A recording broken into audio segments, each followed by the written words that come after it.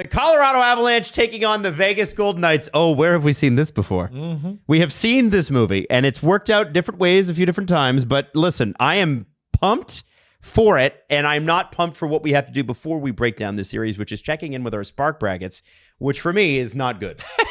Not fucking good. Let's be honest. Let's start with the peoples out there, because Curtis and Cedric currently lead all SDPN brackets, which is, there's a lot of them, so thousands actually, so quite impressive. They have 164 points at the top there.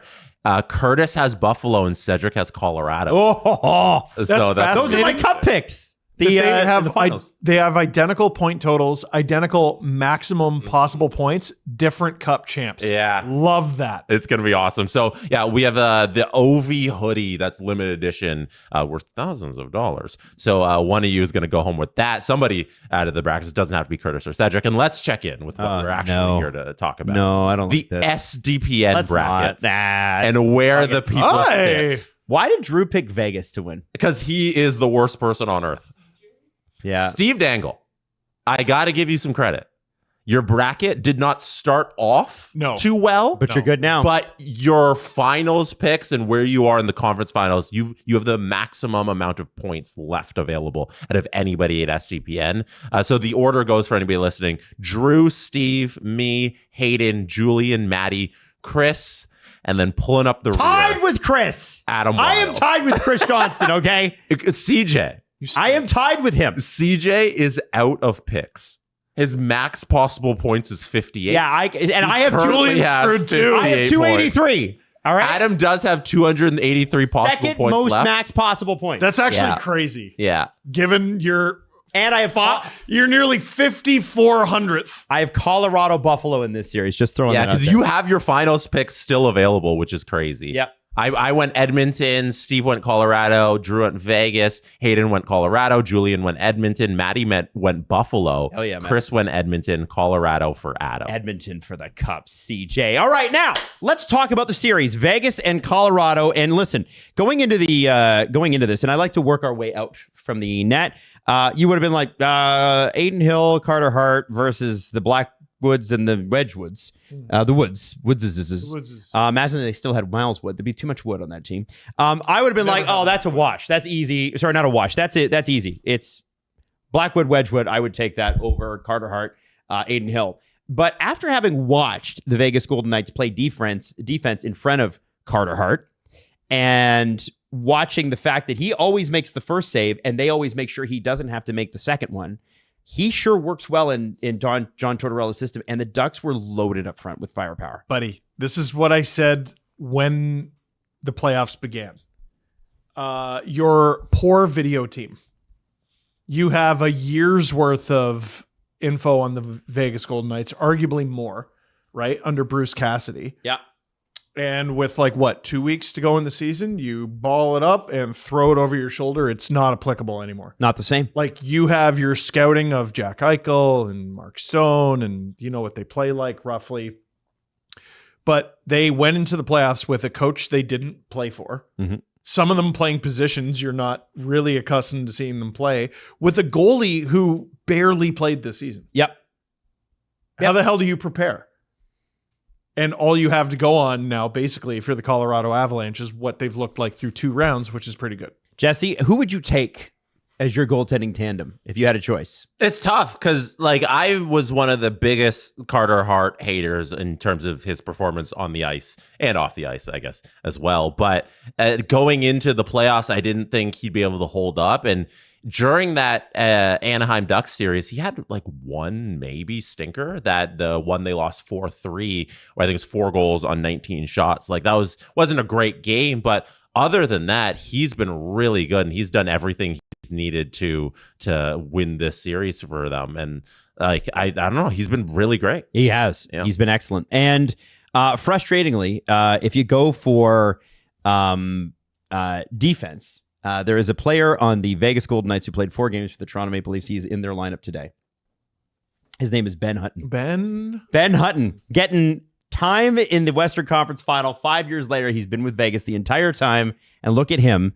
You got Hannafin Anderson, Theodore Coughlin, Hutton, I can never. Korczak, I think is how Korczak. Well, and McNabb is going to get back in there. Yeah, because he was obviously hurt. And then you've got Taze Makar. Sorry? Sorry, not hurt. He hurt someone. Yes. Taze Makar. Korzak's better than Ritzkovian. Yeah, that's true. Every time I see that, I'm like, okay, I got to take a second. That's how I say it. You got Taze Makar. You've got Kulak Burns. You've got Malinsky Manson. We're not sure if Malinsky is going to be healthy. But again, both of those those pretty strong team defense right there. So here's this is the hardest series to predict because of who may or may not be in it. Mm-hmm. Stone. Yeah. That's huge. Makar is not at 100% at all. Definitely. When they tied the game against Minnesota, it was Brent Burns, the oldest player in the NHL. He had a renaissance game, man. He was amazing.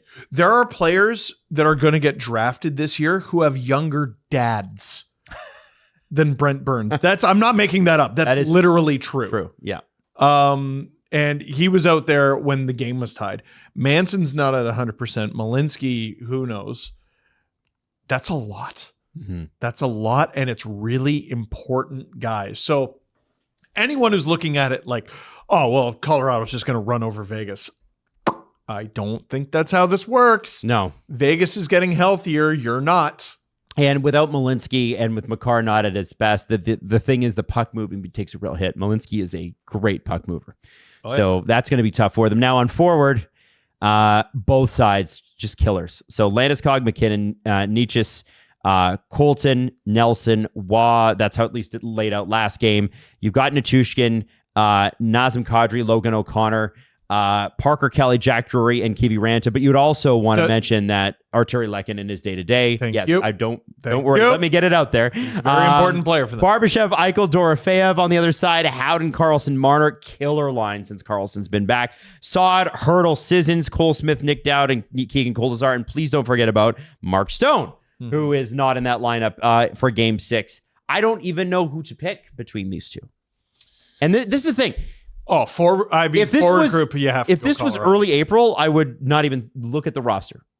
But the way that the Vegas Golden Knights are playing now, I'm like, these guys are smothering teams on defense. If you wanted, you could call them both top 5, but Colorado's top 1.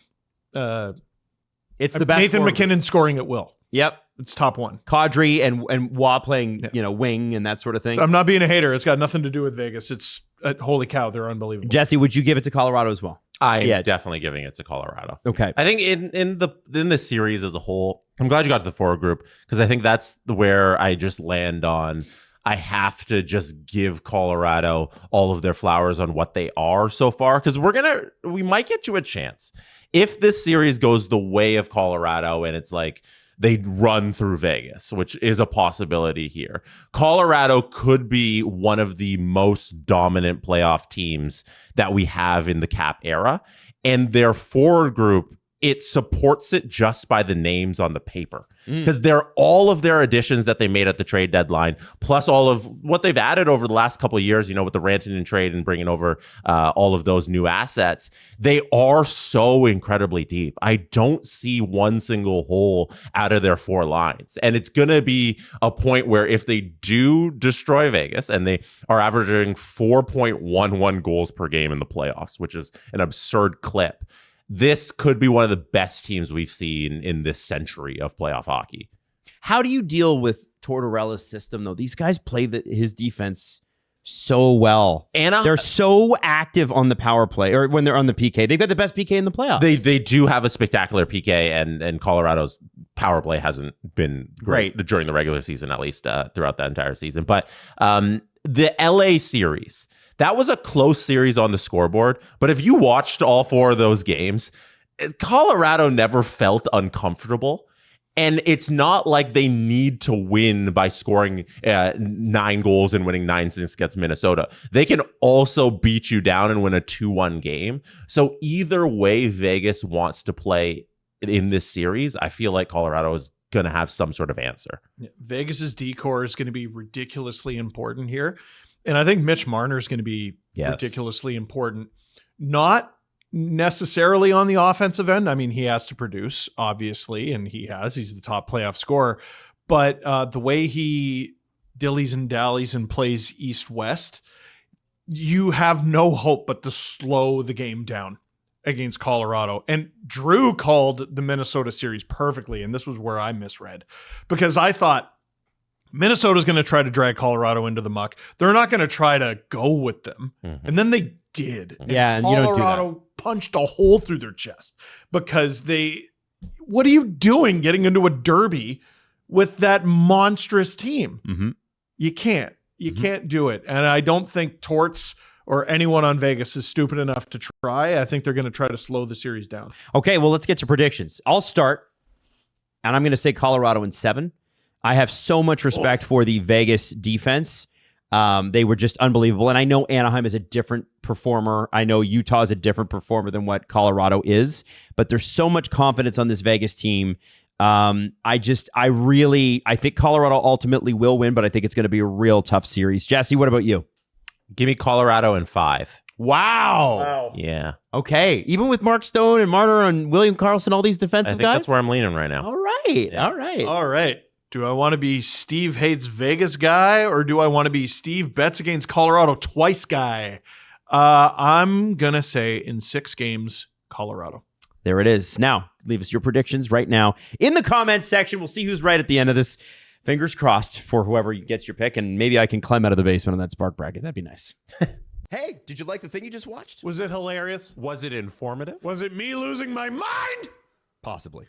Potentially. Most of the time it is. Hey, listen, if you like what SDPN has to offer, you should check out more of our videos and subscribe to our channel by clicking subscribe, or Steve will find you. Is it sane? Is it possible? Still I ask myself, are we in our game? It's not logical, but you contemplate, are we in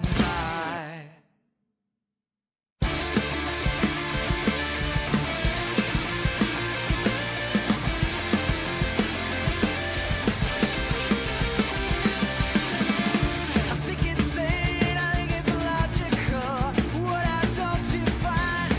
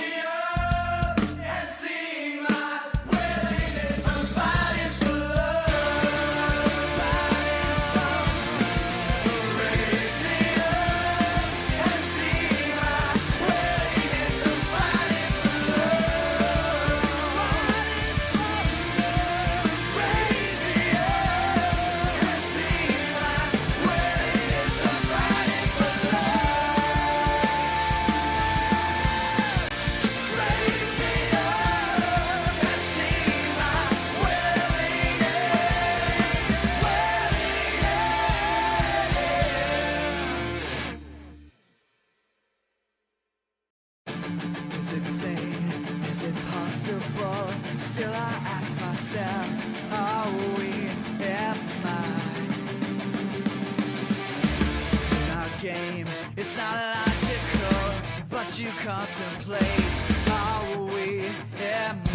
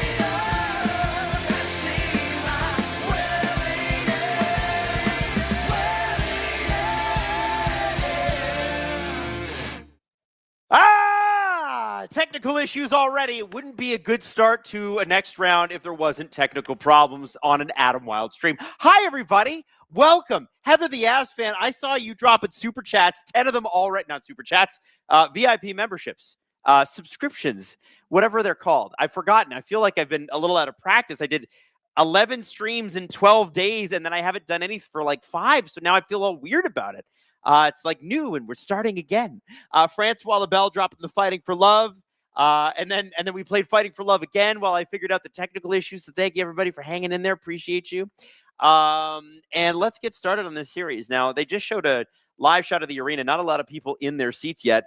If this is an 8:22 start, I'm literally going to kill them. I'm going to walk down to NHL head office. I'm not going to kill them. I'm going to send them a very sternly worded letter that they will not get because nobody gets letters anymore. Blue White Flame says, I can't believe the Knights are here after this season, but they're here. All right, producer Drew, let's do this. Go Knights, go. Listen, there have been scandalous things happening with the Knights, but one thing that's not scandalous is the fact that they're here, and they are improbably here. This is a team that nobody really gave a lot of shots to because, frankly, with 9 games to go when you're firing your head coach, things don't look that good, do they? But they look pretty good now. They look pretty good now. Freak811 says, okay, Adam, we got you. And who tonight? Who's helping the king of Gripper Nation on the stream? That would be the stats god himself. That's producer Hayden. He's on the ones and twos. He's doing the production, and he's talking to you guys from the SDPN account. So listen, it's gonna be a good time, and we're gonna have fun. And listen, I don't really know with Cale Makar out of this series who's gonna win it. I hope you guys saw our preview that we ran right beforehand here. I don't. Without Cale Makar in this series, it all becomes the Sam Malinski question, and I like Sam Malinski. That's a good player. I don't know if you guys have seen Sam Malinski. I know there's some Avs fans here. I know there's some Knights fans. You guys would know what Sam Malinski is, but there's a lot of Easterners here who maybe don't catch it as much. I'm telling you, Malinski's good, but is he enough to carry that defense? And one guy in Game 7 who had an absolute monster game, who I called it a renaissance game, is Brent Burns. And much to producer Hayden's chagrin, Brent Burns was amazing, and producer Hayden pulled some Brent Burns stats. So is it okay if I read them to you? Because these are great. So you know what? I'm going to read the email as he sent it, because this is great. He says, I was looking deep into Brent Burns for fun, but in light of Makar being out, these might hold more weight. So, did you know that Brent Burns' active Ironman streak of 1,007 games in the regular season, that's consecutive, 1,134 consecutive if you count the playoffs, only started at age 28 and has now spanned 13 years. He's 41 years old, still playing in the NHL. If you exclude COVID-shortened seasons, where he played 70 games in 1920 and 56 games in 2021, Burns has played all 82 games for 10 straight years.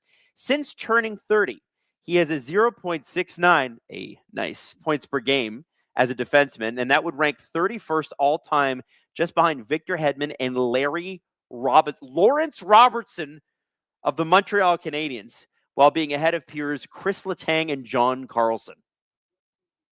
That's crazy. Burns is playing in his 5th conference final of his career. He went to a couple with the Sharks. I believe the Sharks 2016 one was against... No, 2019 was against... Was 2016 against Vegas? No, 2019 was against Vegas. One of those was against Vegas. And then the Hurricanes, 2023 and 2025, when he played there. So he's been to 2 straight conference finals just as of this year.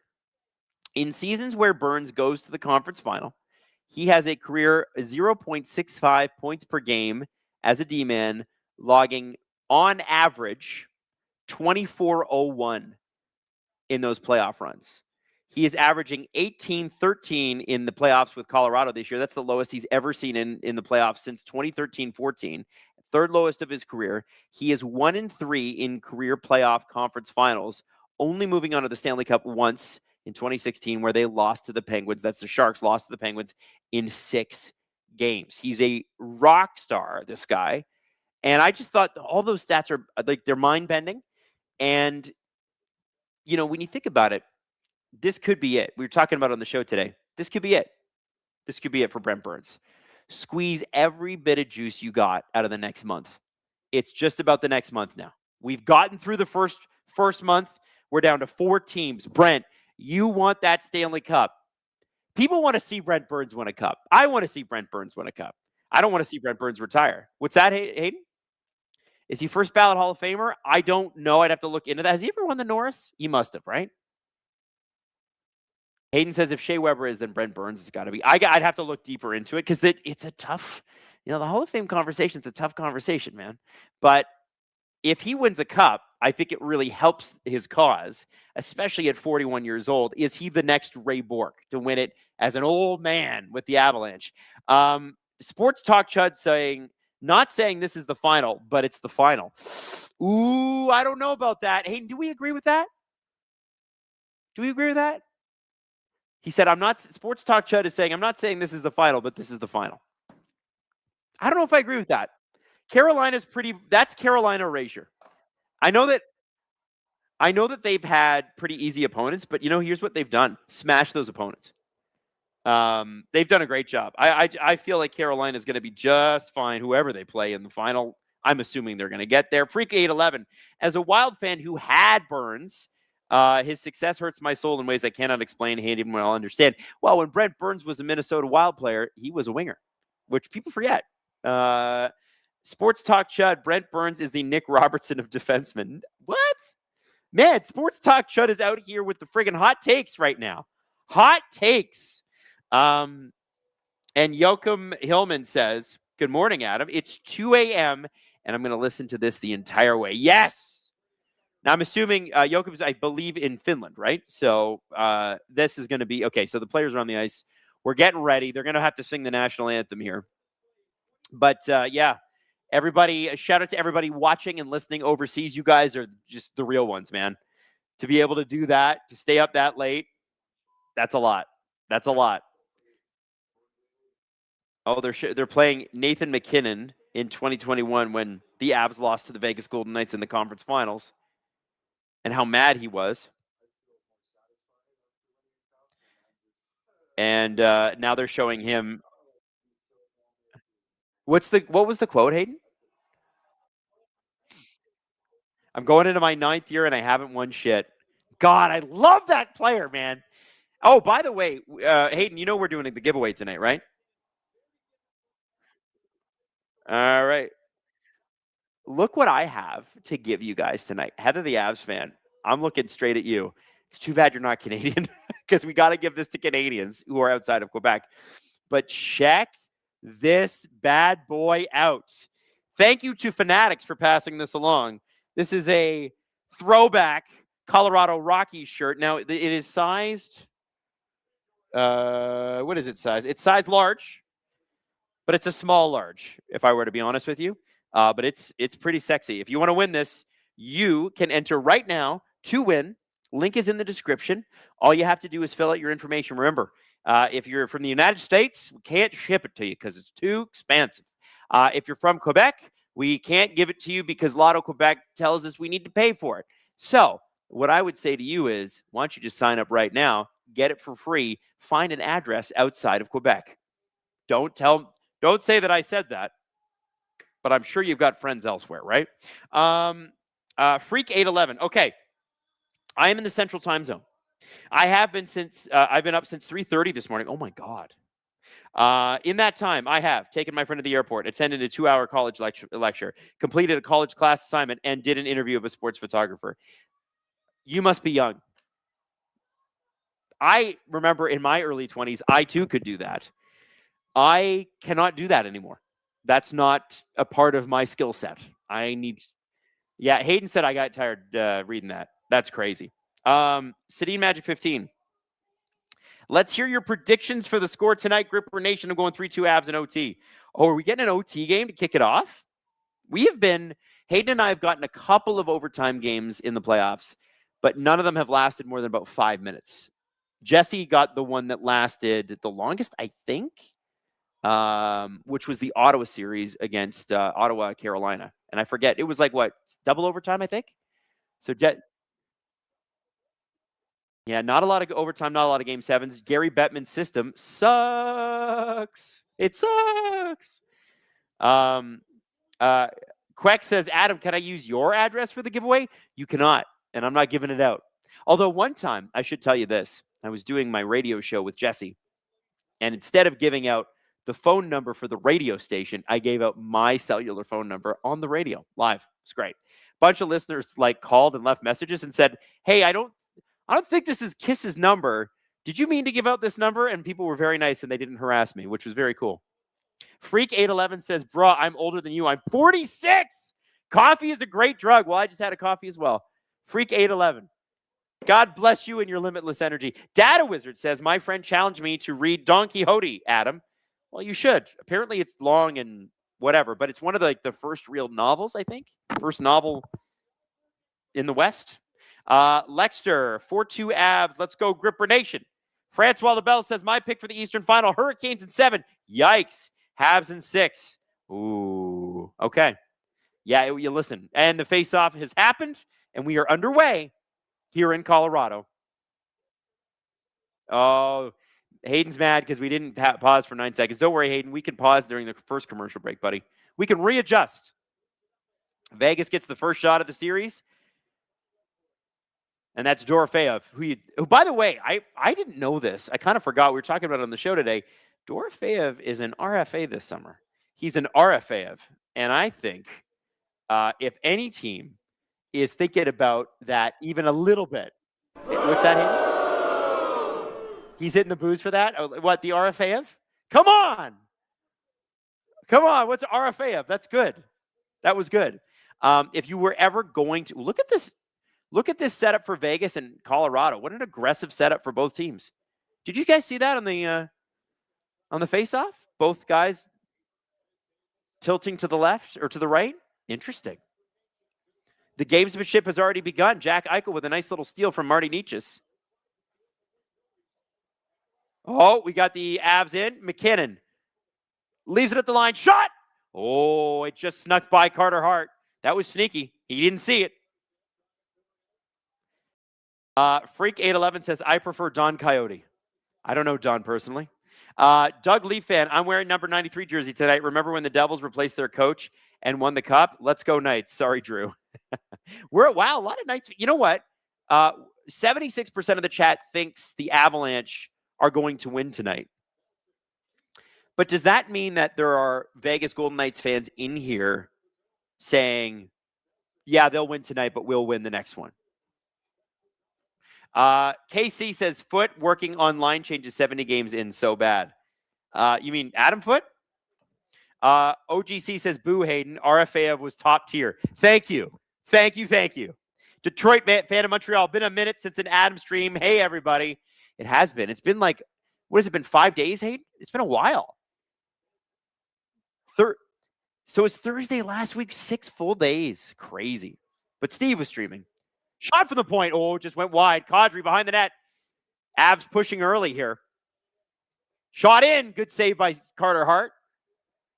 Colton around to Natushkin. Natushkin to the point. Burns back down to Natushkin. Ross Colton fighting for it. Kadri centering his own line right now. And out comes Thomas Hertl.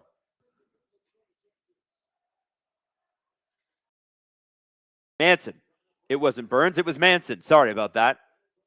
It's been a while. I'm a little rusty. Hannafin tries to get the puck up. Avs intercept. Hannafin with the puck again. Backhand around to Anderson, who misses it. Kelly. This is the 4th line, by the way, for the Colorado Avalanche.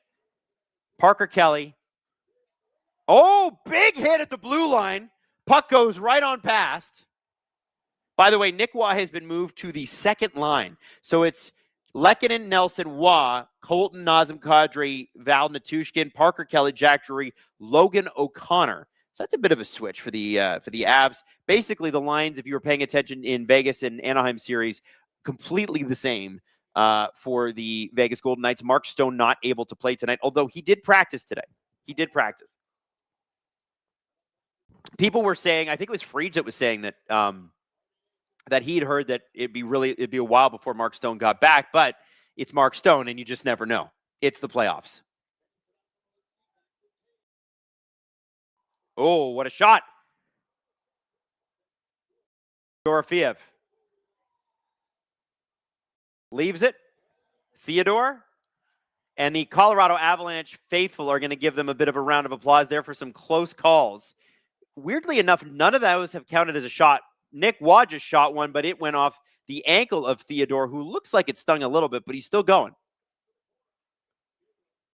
16:07 to go in the first period.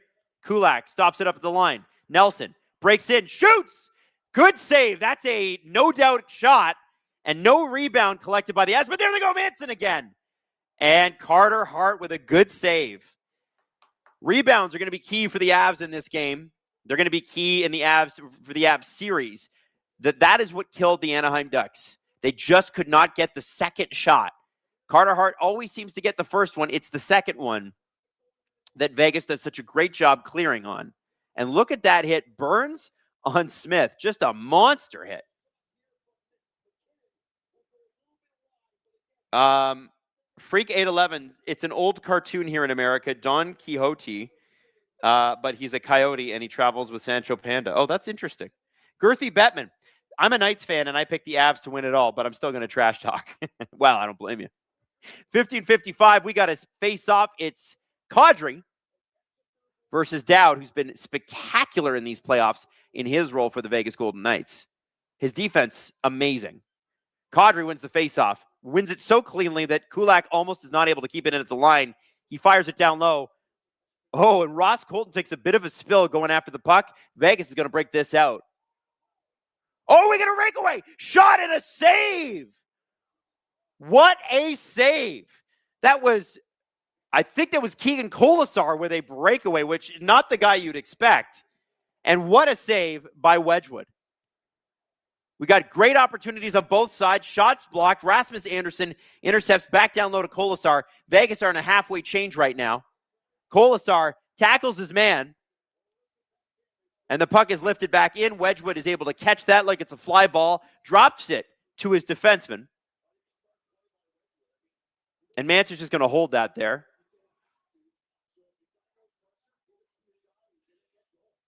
Natchez intercepted again at center. Howden through center. Puck fired off the glass. Howden's able to keep that in with his hand. Puck thrown towards the net, goes around it. And it's William Karlsson. Shoots the puck down low to Marner. Marner misses. Landeskog now collects. And the Avalanche flip the puck out. Nathan McKinnon with a great play to Marty Necas. McKinnon took the hit. Necas makes a nothing play. That's probably one of the worst passes I've ever seen Marty Necas make. I'm not going to lie to you. That was weird. I think it was probably the end of a shift. Maybe the legs were tired.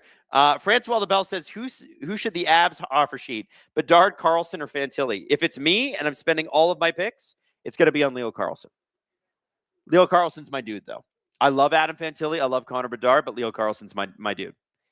I guess if you're them, though, just offer sheet all three and see which one accepts it. KC says, Foote is a nice guy, but wasn't even Bangkok ready. I don't even know what that means. Vegas, 3-on-2 here. Fourth line shot, saved by Wedgwood. Hurdle. Oh, Sissons and Hurdle had two great opportunities there. Wedgwood was wise to both of them. 13:35 to go in the first. And that puck is covered by Scott Wedgwood. Wow. Wow. Some good opportunities on both sides. We're going to go to commercial break here. So, Hayden, we can do the 9-second pause if you want. Hayden needs the 9-second pause so that we can align our streams because he's 9 seconds behind me, even though we both have cable. Do you have Rogers or do you have Bell, Hayden?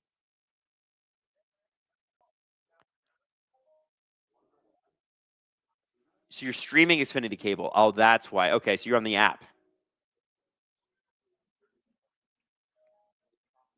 That's okay. So you're not hardwired. I get it. Makes sense. Vegas looks good. Colorado looks good. If you are a fan of either team, you had some moments. You're driving, somebody goes, ah! That's the worst. I can't stand when people do that. But that kind of is how it feels. Ah! Couple of those. Detroit fan in Montreal makes a really good point. He says, align the streams, but never cross them. Now, Hayden, we're going to pause at the face-off, and then I'm going to count to 9, and then we're going to come back, okay? Epic says, I also just aligned with Adam. Polio games. Polio games? Poli games, not polio games. Oh, my God, that would be a terrible name. Poli games says, switched a few months ago to Rogers, was on par. Voltigo says, do you think the Ducks have a shot to win the Pacific next year? Absolutely. They're just going to be better. Like they're not going to do a lot of the stupid shit they did this year, like blowing a bunch of leads and stuff. Well, unless that becomes like endemic, a part of their personalities. I think the Ducks learned this year and showed. Yeah, exactly. Hayden's like, who are they? The Leafs. Yeah, I think the Ducks showed tremendous maturity in the playoffs this year. Here we go. We are at the face-off line. So Hayden, I am going to pause as soon as the puck drop happens. Marner with the big flow. Look at that hair. So Eichel lining up. Okay, here we go. And he is going to the line. And I'm just going to pause it as soon as the ref drops it. Oh, he fake dropped it. That jackass. I hate when they do this. Okay, ready? Oh, they kicked out. Now it's going to be McKinnon in the face-off dot. So Landeskog was taking it. Now it's McKinnon versus Eichel. Pausing. 1, 2, 3, 4, 5, 6, 7, 8, 9. And we're playing. Faceoff is won by the Avalanche, but the Golden Knights grabbed it. Dorofeyev with a shot. Couple of great saves by Wedgwood. Eichel out front. Eichel behind the net. Looking for a pass. He's got Anderson open. Tried to find Dorofeyev, but no Skorofeyev on that one. People are saying Adam directs all his life's anger to fake puck drops. Listen, I don't get road rage. I don't get mad often, but I do get real upset with fake puck drops because I just think they're pointless and they waste so much time. So much time. 13 minutes to go. What's that? And well, you know what? I'm not great with technology. I don't get as mad as Steve does when the technology doesn't work. I more go into panic mode. It's like blind panic. The color drains from my face. Yeah. Steve does not love a tech issue. Not his thing. It's like Steve becomes like a dad. Like, you know, when your dad's trying to fix something, and to fix it properly, you first have to get angry at it, and then you can fix it. You know how it is? Ashkova said, oh, hold on. Hang on, Ashkova. I'll get to you in a sec. Puck down low. Lehkonen out front. Waugh trying to get it, but he's held up. Oh, big hit on Carlson. Waugh leaves it. Brock Nelson with a shot and a good save by Carter Hart. He absorbs that puck. No rebound. Ashkova says Dobish is now the second goaltender ever in NHL history, the other one being Dryden, to have 2 Game 7 wins on the road in a single postseason. That's cool. Hey, man. That's a really cool stat. And, you know, it's those stats that only Montreal has because they've had the greatest teams of all time. It pains me as a Leaf fan. But I was explaining it on the Formula One podcast the other day. Leaf fans and Habs fans are the biggest fan groups in Canada for their respective teams. One of them synonymous with winning, the other synonymous with not winning. And I happen to cheer for the second one.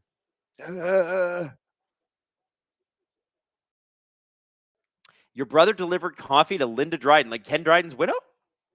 Oh, that's cool. Your brother works for high-end service. Well, that's cool.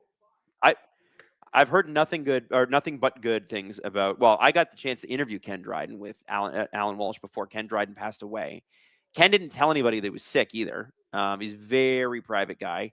He is, for Alan's money, the best goalie ever. And when you look at his stats, you're like, wow, he really did. He lost like 50 games in his whole career. Like, it's insane, this man. It's crazy. I think he had more ties than losses. 11:58 to go in the first. Avs and Vegas Golden Knights trading chances. Definitely very physical. More physical than the Ducks Vegas series.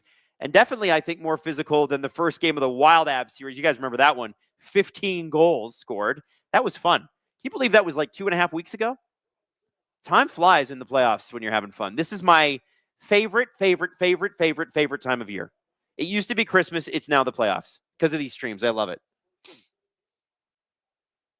11:25 to go in the first. By the way, thank you all for joining. Very exciting that you're all here. And we're just going to have fun all series long. Whether you're a fan of one team, fan of the other, generational hater that wants both teams to lose, like Hayden is, because he's a Wild fan, or you're just here because you like puck. Happy to have you here.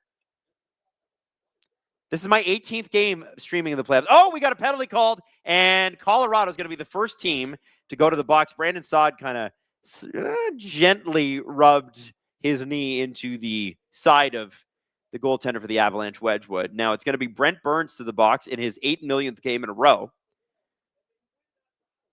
So it's Saad that kind of gets past Burns. Look at these two vets, and Burns has to hold him up. I don't even think Burns really needed to do that there, to be honest with you.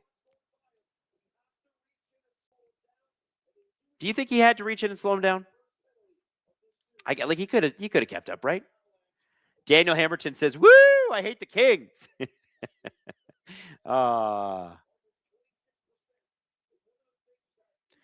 John Kelly says, "How is Marner being?" Fine so far, kind of quiet, but watch it here. He's on the playoffs, on the power play. This is where he's going to get dangerous. Nelson loses the faceoff draw, but Colorado somehow comes up with the puck, and they're going to fire that down the ice. That's Nelson throwing it down, and it is blocked by Shea Theodore. And back out come the Vegas Golden Knights, who have looked amazing on specialty teams. And if you look at, the previous Cup winners and Cup finalists, the teams that do the best in special teams in the playoffs are the teams that win. It became like out of fashion for a while to be like a big power play king. 5-on-5 goals. Well, yeah, what does he do on 5-on-5? Is he just a power play goal, blah, blah, blah? Well, in the playoffs, it kind of flips. That's regular season shit. Teams who have the best special teams win in the playoffs, and Vegas's penalty kill has been unbelievable. Hayden, what is it right now? Like 92, 93%? I think they've allowed 4 goals the entire playoffs. 86.8. At one point, it was over 95%. And that's just because the Ducks have a lot of goals, man. Yeah, after the series against Utah, it was 97%. Whoa, Dorofeyev almost caught Wedgwood going the wrong way, but his stick was tied up. Kulak, out front, shot. Dorofeyev misses another one. Whew, that was close. He was wide open. He just fanned on it. Monster Scrub says, would you make a trade that gives the Leafs Celebrini, Bedard, and Fantilli for Matthews, Nylander, and Eyes? Yeah, I would say I would welcome. Sorry, I would drive them all to the airport in a limousine. Taves throws this puck down the ice. And I think the refs called a high stick on that. Taves says it wasn't. Wow, Marner almost found Dorofeyev once, and then it was Eichel, I think, that found him the second time, and Dorofeyev just misses this. Oh, that was gift wrapped for you, Pavel. Gift wrapped. That's Christmas morning, dude. Cottontail Craft says, hi, Adam. Hello, Cottontail Crafts.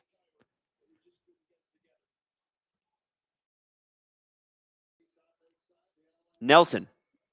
Carlson gets kicked out of the faceoff. Well, this linesman is just gonna linesman it up, man.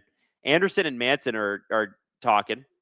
There's not going to be a fight there, but they're just doing the little shuffle, Hey, you why-I-oughtas. Just a lot of why-I-oughtas. Oh, Taves gets one in the face from Barbashev. Reverse it, and then, Manson tries to throw it on Carlson. Carlson's able to absorb that. Puck is blasted down the ice, and the Colorado Avalanche are going to kill this. 5 seconds to go before Brent Burns gets back on the ice. But here come the Vegas Golden Knights anyway on the rush. Oh, Manson's got to be careful there. Held up a player. Don't want to take 2 penalties in a row. Those are the types of calls, by the way, the one that Burns got, where the refs are going to call that every time. If it's like slashing, maybe not. But if it's like a hook or whatever, they're going to call that. Skywalking. Jeez, I can't read tonight. Hi, Adam. Or hey, Adam. Hey, Skinwalking 22. I'm going to call you Skinwalking now because it sounds weird. Sounds like a weird horror movie. Oh, Landeskog out front. Nobody there to get it. Landeskog along the wall with Hutton. That's not Hutton. That's McNabb. Why did I think that was Hutton?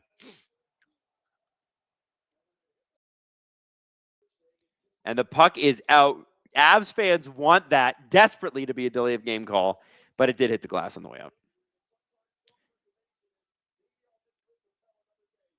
Carlson did a good job. They just showed the Manson hit on Carlson. Carlson did a good job getting out of the way. Didn't hate that. How we doing in the chat, everybody?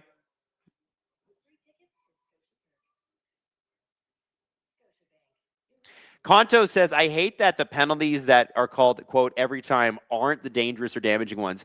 It is sort of ass backwards that way. You make a very good point. Yeah, it's Hayden saying it in my ears too. It's the ticky-tacky shit they always call. The ones where it's like, oh no, he hit him in the head from behind, and people are like, no, let's sit around and debate that. No, his head is actually a pancake now, and he's in hospital, and they're trying to make it round again because he's flattened it. But yeah, I mean, what is that? A $500 fine max? Like, what is this? You guys don't like hockey? You guys don't like violence? What's wrong with you? You're soft. You must be liberals. Like, it's just, it's very weird. Hockey is a very weird sport that way.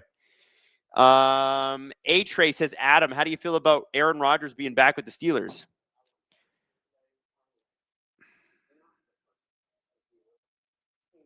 I'm begging.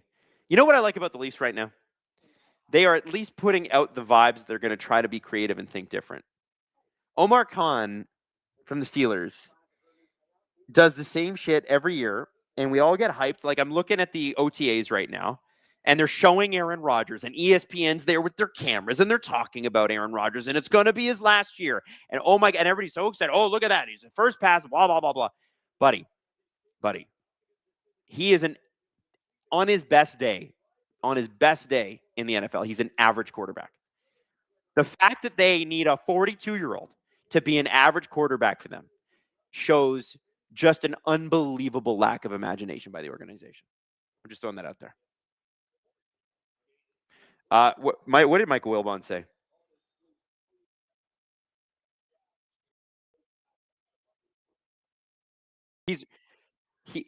Wilbon said that he blames ESPN, which he works for talking about Aaron Rodgers too much. He's right. Why are we talking about a 42-year-old mid quarterback? Like, Kirk Cousins does not get this kind of coverage, but Kirk Cousins also doesn't take ayahuasca in the jungle. It's bonkers. Insider J Money, LOL, Pittsburgh sucks. Everyone agrees. Yo, don't you dare talk about my mother city like that. It's religious. He's going to be fine. Like, Rodgers is going to be fine at quarterback this year. But I don't want fine. I want great. I'm used to great. I'm used to Ben Roethlisberger. That guy was great. He was a great quarterback. That's what I want.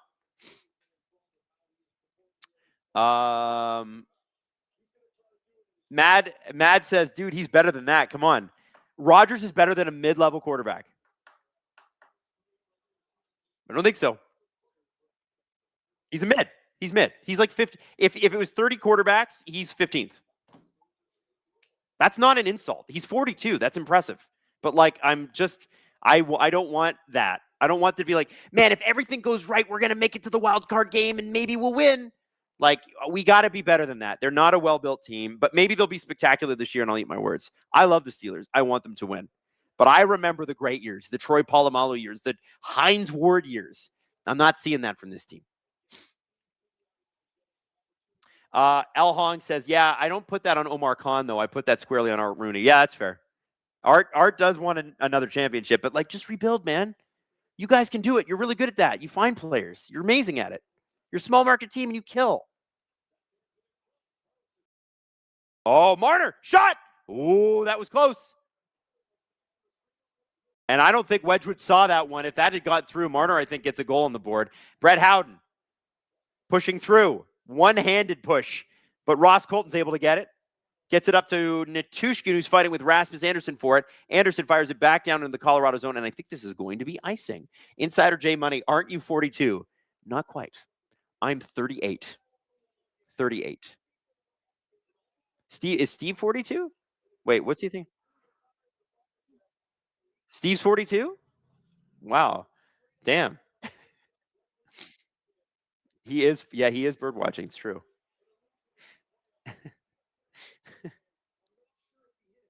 All right, here we go. Landeskog wins the faceoff draw cleanly. Burns at the point. He's almost at 12. What is he? 1,150 games, including playoffs, in a row over a 13-year span. Does not miss hockey games ever. Does get turnstile these days now. He was a great skater back in the day. SK says, Adam, don't you think Marner looks good in gold? Hell yeah. He looks incredible. This is the Marner we're seeing in this playoffs is the Marner we all knew was there in blue and white. It just in key moments, and he's not the only one. Matthews, Nylander, Tavares, it just didn't come through. I also think, can I just be straight with you guys? This Vegas Golden Knight team is way better than any team Marner played on in Toronto. Way better. Way better. You think about Dubas got, let's just call it what it is. Dubas got washed by Judd Moldaver, which is Austin Matthews' agent. And then he got washed by, he got washed by Louis Gross. So actually, the Nylander contract wasn't bad. But Judd Moldaver and who's Marner's agent? what's his name? Anyway, those two guys took Dubas to the cleaners. And then when the cap didn't go up the way they expected it to, they didn't pivot. And every team they played seemed to make the finals.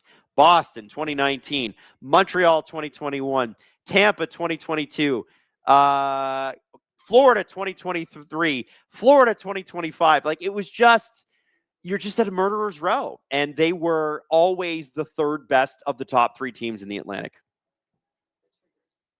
That's what happened.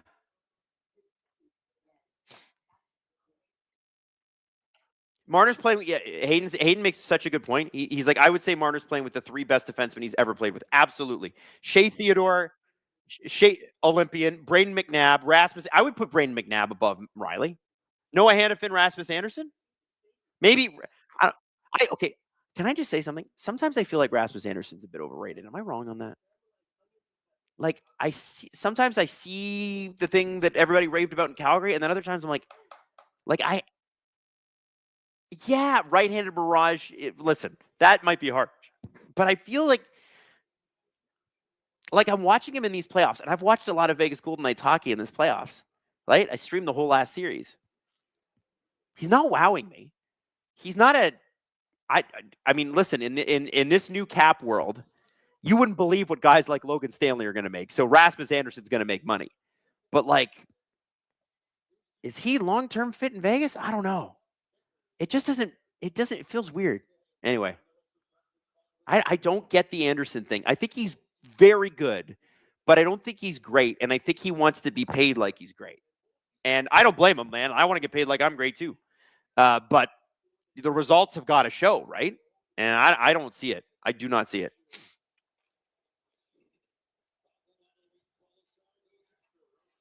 $5:50 to go in the first period.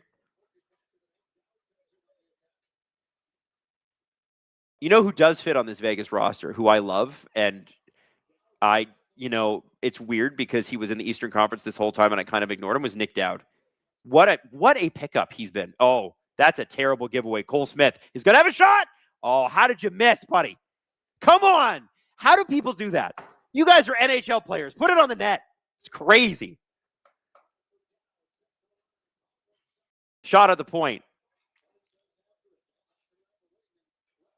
Oh, O'Connor crosses the ice. Score! Oh, I thought that was it. It goes off the post. What a shot by O'Connor. And the post is there to save Carter Hart's behind. Woo! Oh, Avs fans, you can hear them. They're like, ugh!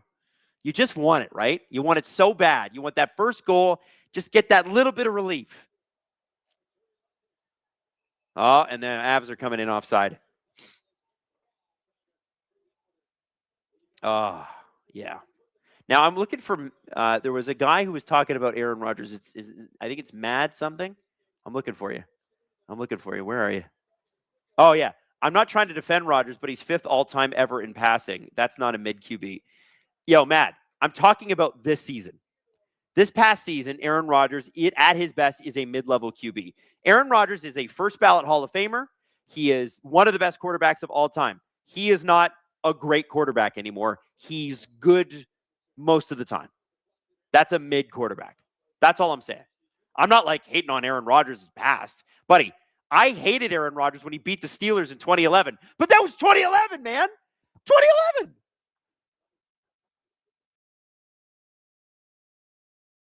It is Michael Jordan on the Wizards kind of vibes. I agree with you, Hayden. It feels like that. Because once great, but no longer. Doug Leaf fan says that shot did not even count as a shot. That's right, because shots off the post don't count. DMTS says, or is just signed up for SDP VIP. That's amazing. We recorded our VIP episode today. It will come out Friday morning for everybody.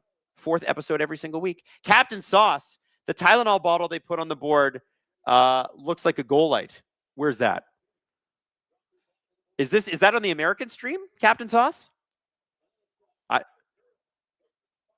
Yeah, we could be seeing different boards based on where you're watching. I don't know if you're in the United States or Canada. But I'm seeing a Bet365 at a McDonald's ad right now. Patty says, Adam, any chance we get co-streams with you and Steve in the finals? No, and the reason we don't do those is because as much as they sound good in theory, it's a lot to call a game. I mean, I know that like there's like play-by-play and color guys and that sort of thing, but I just feel like technically it could be a problem. There could be like latency issues. We're not in the same place. We both have families, so it's easier to be in our own homes. Like if we were in the same place, it'd be a lot easier to both watch in the same screen. But you got to align your stream screens, right? If you're in a different spot. And Steve, I don't think has cable, and it's like, I don't know. It would be a lot. It would be a lot. But we are going to do a live draft stream, me, Steve, and Jesse, on June 26th. So look out for that. We always do the first round live, and it's always way too long. Last year, I think the first round was 5 hours. I think we started at 7 and we ended at midnight. And it got so boring. We made Steve eat a whole thing of wasabi, like a whole tablespoon. Hayden says, I walked in the door at 3:30 and Barry in after that, 3:30 in the morning. Yeah. Anime Cowboy, when I think of the Marner gif yelling at the Toronto bench, was he yelling at the top 3 or all the underperformers? I think that's the difference in Vegas that I see. Well, listen, when he yelled "wake the F up" to people, remember that he was the one that did the spinorama that led to like the second or third goal. So it was, it just wasn't a good look. I think it was frustration and whatever. He was done.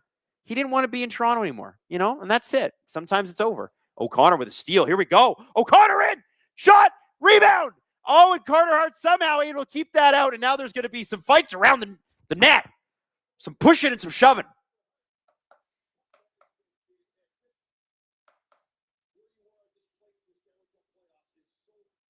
Detroit says, we were robbed of Jesse streams in these playoffs. He was supposed to do some second round stuff on the Eastern Conference, but remember he got really sick, missed the podcast and everything. So unfortunately, our good friend Jesse only got the 4 streams in. But don't worry, he'll be doing Blue Jays streams and stuff like that. Oh, Carter Hart just made an Avalanche player go flying.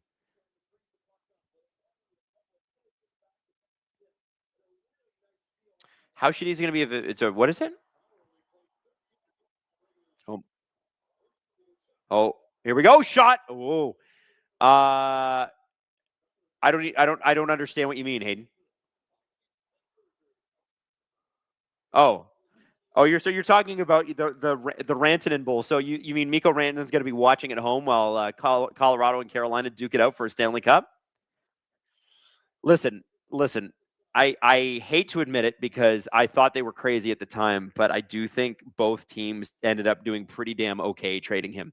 And it's not that Rantanen's not spectacular. He was injured this year in the playoffs, still pretty effective, was a monster last year in the first round.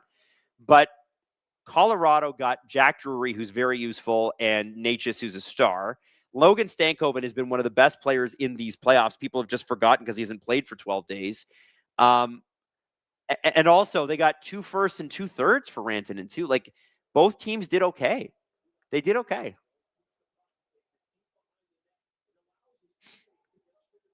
Sean Anderson says, but what if I don't like baseball but want to see Jesse? We just throw the stream on in the background. 1:18 to go in the first period.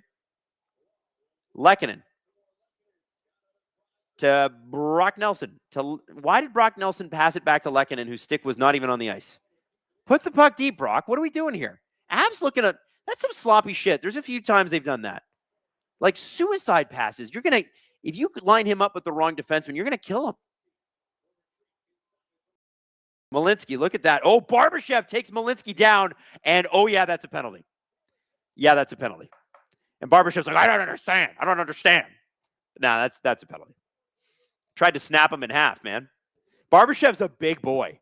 Like, he's a monster.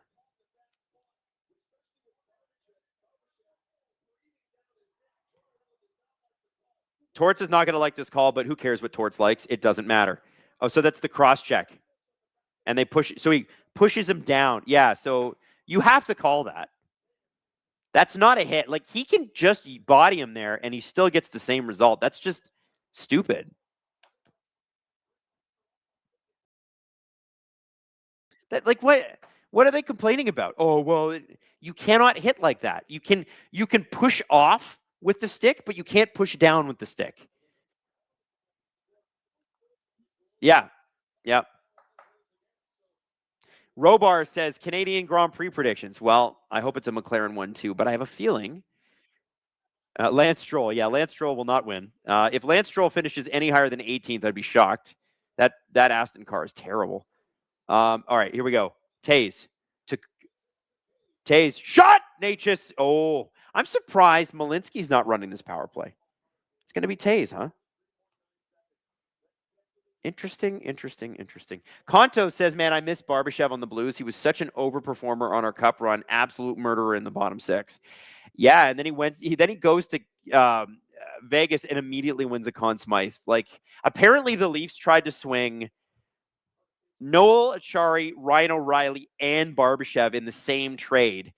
And St. Louis held Barbashev back and traded him to Vegas instead. Can you imagine Barbashev was this close to becoming a Leaf in 2023? Can you imagine? I think things would have been different. A guy like that, Leafs have, like, I guess Matthew Nyes is our closest comparable, but Barbashev's an absolute animal. Landeskog, out front. You better shoot that puck, Marty. Taze to McKinnon. There's 6 seconds to go. Shoot it. Oh, you guys, you got to shoot it, man. Oh, here we go. Shot. See what happens when you shoot? You get rebounds. And Nazem Kadri gets punched in the face by McNabb for no reason at all. He's just Nazem Kadri. Carter Hart made a good save there, and the refs are definitely not going to call that. Although that is probably the most egregious thing that has happened on the ice thus far, refs don't call that shit. Oh, man, Carter Hart, what a great save.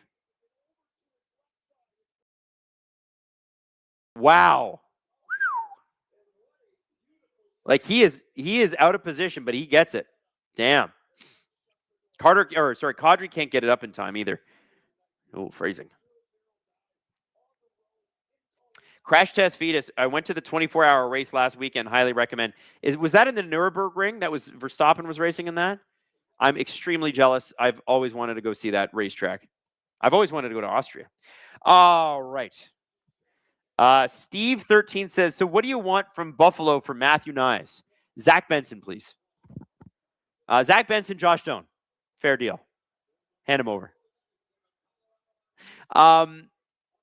Pretty good first period. I didn't hate that. I think some exciting moments on both sides of the puck. We had a couple of penalties. Obviously, Colorado's going to start the second period with about a minute 10 on the power play. Usually when a penalty splits over 2 periods, though, you don't get a lot on the second half of it. We'll see what Colorado can do, but I don't know. I feel like both teams could walk away from that going, okay, pretty even, went well. Think it's going to be a good series. Do we think it's going 7, though? Because I think it's going 7, but I've been wrong basically this entire playoffs about everything. So, I don't know.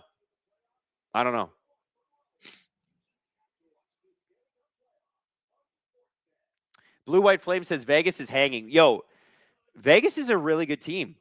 This is not the regular season Vegas team. This is a damn good team. All right, now, Hayden. Oh, yeah. Look what we have to give away, everybody. Now, if you click the link in this description and you are not in the United States or Quebec, you can win this. It's a Colorado a jersey. It kind of looks like it's the Rockies jersey. You know, it kind of does look like the jersey, but it's obviously not. It's just a shirt, but it's actually very nice fabric. Thank you to Fanatics for passing that along. If you'd like to win it, all you have to do is click the link in the description, be outside of Quebec or the United States, and you can win. You have to be Canadian, obviously, and we will ship it to you.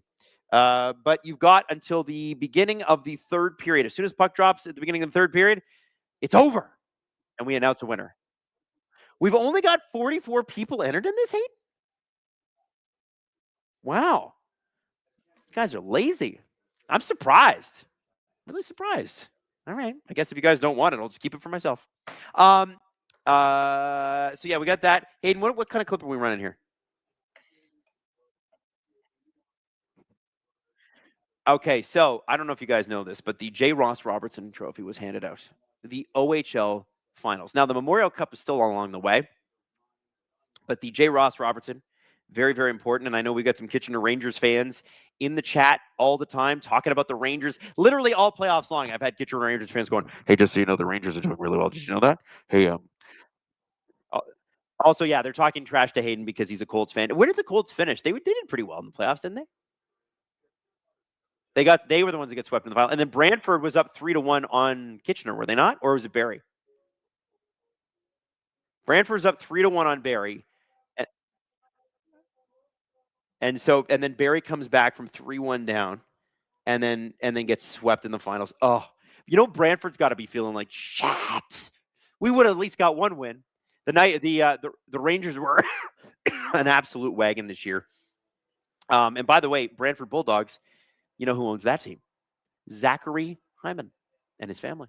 Anyway, let's play the best of from that. You'll see some guys who are about to get drafted and some guys who already are drafted, hosted by your friend, some guy named Steve Dangle. See you at the beginning of the second.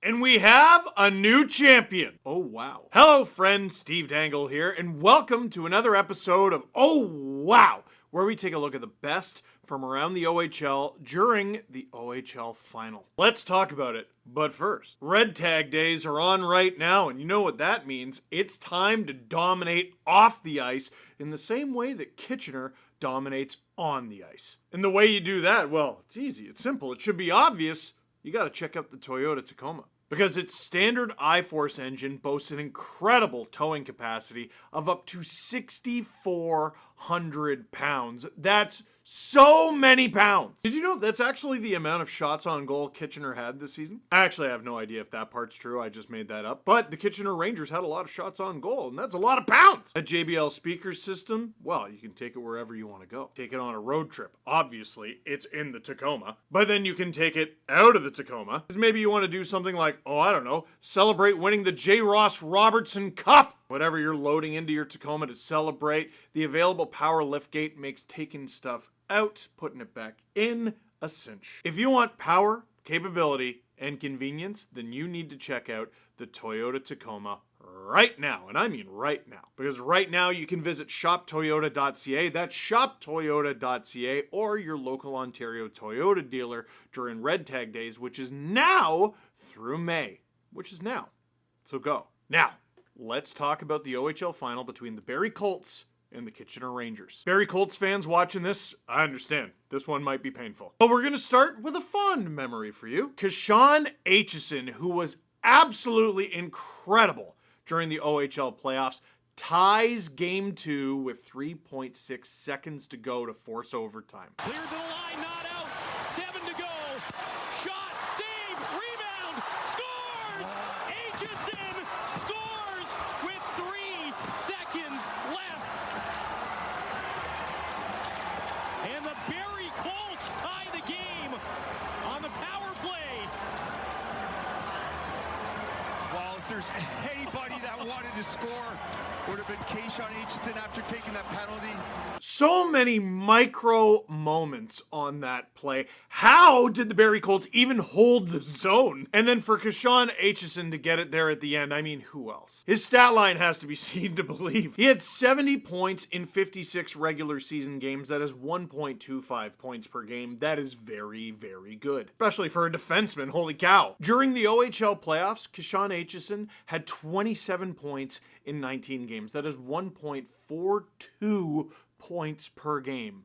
Absurdity. In 19 games, he had 19 assists, so he was an assist per game, and he added to that 8 goals, including this one. Not to mention he was playing like half an hour, 45 minutes a night. The 2025 draft for the New York Islanders was absurdity, and a lot of it runs through the OHL. First overall, Matthew Schaefer. I think we can all agree. Good pick! Calder Trophy winner. 16th overall, they get Victor Eklund, who's off to a very good start in North America. And at 17th, How do they have 3 picks in the top 17?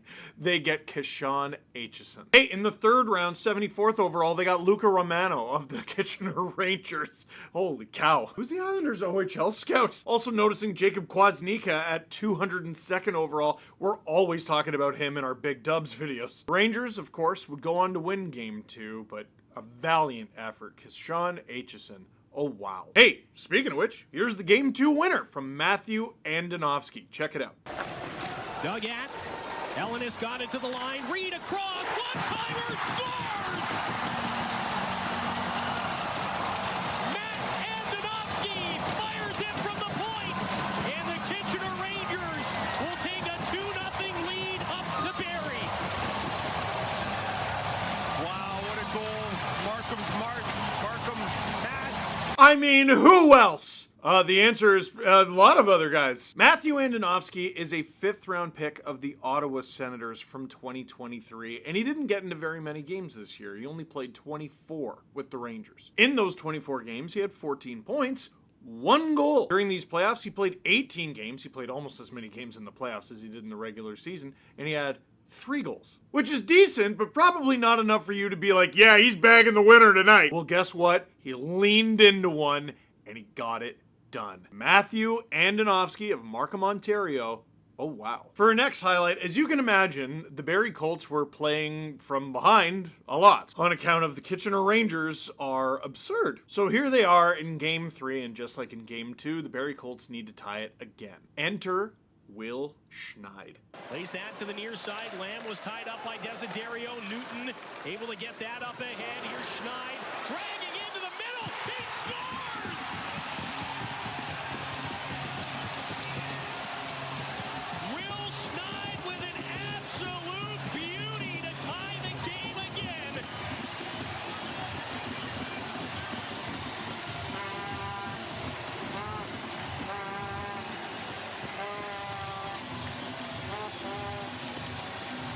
We just talked about it. Shifts after goals. Gosh, that's gross. A nasty goal to tie it, pulls it behind him and just rips it. William Schneid, there's another guy who maybe you don't necessarily go, yeah, he's the one who's going to get the tying goal, because like Andonovski, he finished his playoffs with 3 goals. He had 12 in 67 games during the regular season, but if that kind of move is in his bag, I think he's going to score a few more goals in his career, don't you? Yeah, you do? Okay, good. Will Schneid, or as his Hockey DB page says, William Schneid. Oh, wow. But once again, we go to overtime, and once again, this time in double overtime, it's the Kitchener Rangers. Dylan Edwards. Back comes Sherratt the other way for the Rangers, trying to cut across the middle. Broken up, comes to Edwards at the side of the net. Now they're crashing and they score! The Rangers have jammed it in overtime. And Kitchener takes a 3-0 lead in the final. What an unfortunate break for Barrie. They've worked so hard. Just look how disappointed they are. Dylan Edwards, man, do I feel like I've been talking about this kid a lot. Comes over to the Kitchener Rangers from the Erie Otters, and he was great. In 35 games, he had a very even and symmetrical 24 goals, 24 assists for 48 points. In the playoffs, nearly a goal a game. 14 goals, 11 assists for 25 points in 18 games. You want to call him small? Sure. His numbers aren't. You could call him 5'8", but you should call him an OHL champion. Dylan Edwards. Oh, wow. Can we all stop underestimating players like this? Like we don't learn? And that, of course, gave Kitchener a 3-0 series lead. If Barrie comes away with that, it's a brand new series. Who knows? But this, Kitchener's pretty much got it. Barrie doesn't go down without a fight, though. With 10 minutes to go in a tied 3rd period in Game 4, it's Christian Humphreys off the deflection. O'Reilly behind the net, tied up by Aitchison. Played to the point left side. Reed across for Campbell on the right. He'll send that to the net. They score! Tipped on the way, and the Rangers are back ahead. Carson Campbell tosses it to the goal. And it looks like Humphreys got a piece before it slipped past Ben Rebick.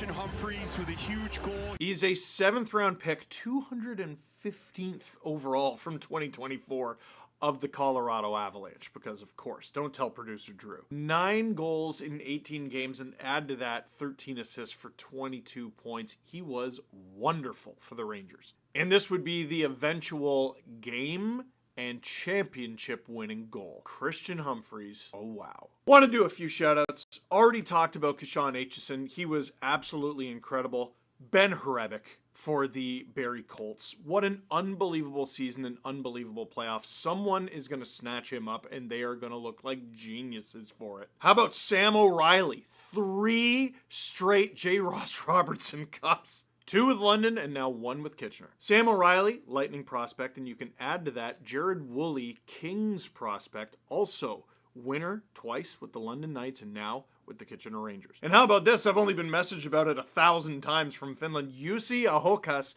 head coach of the Kitchener Rangers, winning. From Oulu, Finland, Ahokas has taken the Rangers farther and farther and farther every year he's been there, which is 3. They lost in round 2, they lost in round 3, and then they won the championship. And Kitchener can say Kitos to him for the championship. That means thank you. I'm bilingual. I'm not. But those are just a few shout outs. It takes a team to get the dream, and the Rangers achieved it. The Kitchener Rangers are your 2026 OHL champions. Oh, wow. So, that's it for this season of Oh, Wow. We're not going to be doing videos for the Memorial Cup, but it's been a pleasure talking about the Ontario Hockey League with you. I plan on doing a few more prospect features. We'll see how much time we have. The draft is coming up very fast, but I just want to give a huge shout out to the OHL as well, the QMJHL and the WHL, for allowing us to show you these highlights. They're really forward-thinking, really cool, and we're really grateful. But my friends, for now, that is it for this season. Thank you very much for watching. Kitos as well. Click like if you like this video. Click subscribe if you really liked it. Tell all your friends the Kitchener Rangers are champions in 2026. Oh, wow. Hey, did you like the thing you just watched? Was it hilarious? Was it informative? Was it me losing my mind? Possibly. Potentially. Most of the time it is. Hey, listen, if you like what SDPN has to offer, you should check out more of our videos and subscribe to our channel by clicking subscribe, or Steve will find you. Oh, I'm here? Oh, am I live, actually? Oh, okay. I was looking at an email, and then Hayden was like, hey, you're live. I'm like, sorry. Thank you for that, Hayden. Appreciate it, buddy. Appreciate it.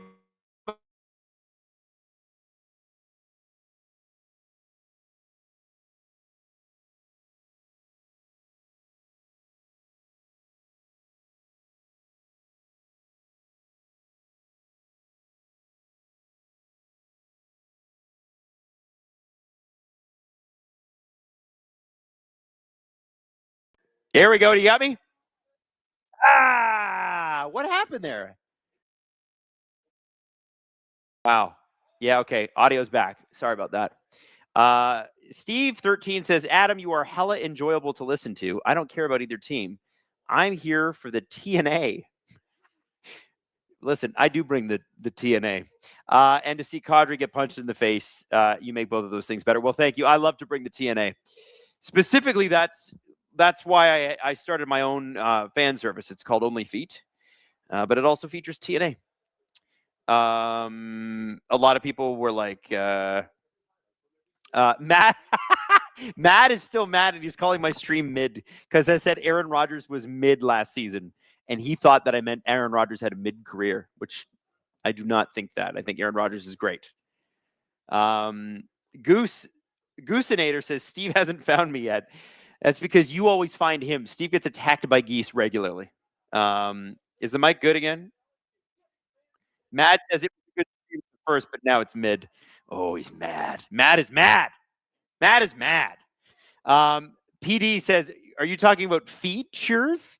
Now, there's a good name for an app if you wanted to subscribe to features. GNA. That's right, Sports Talk Chud.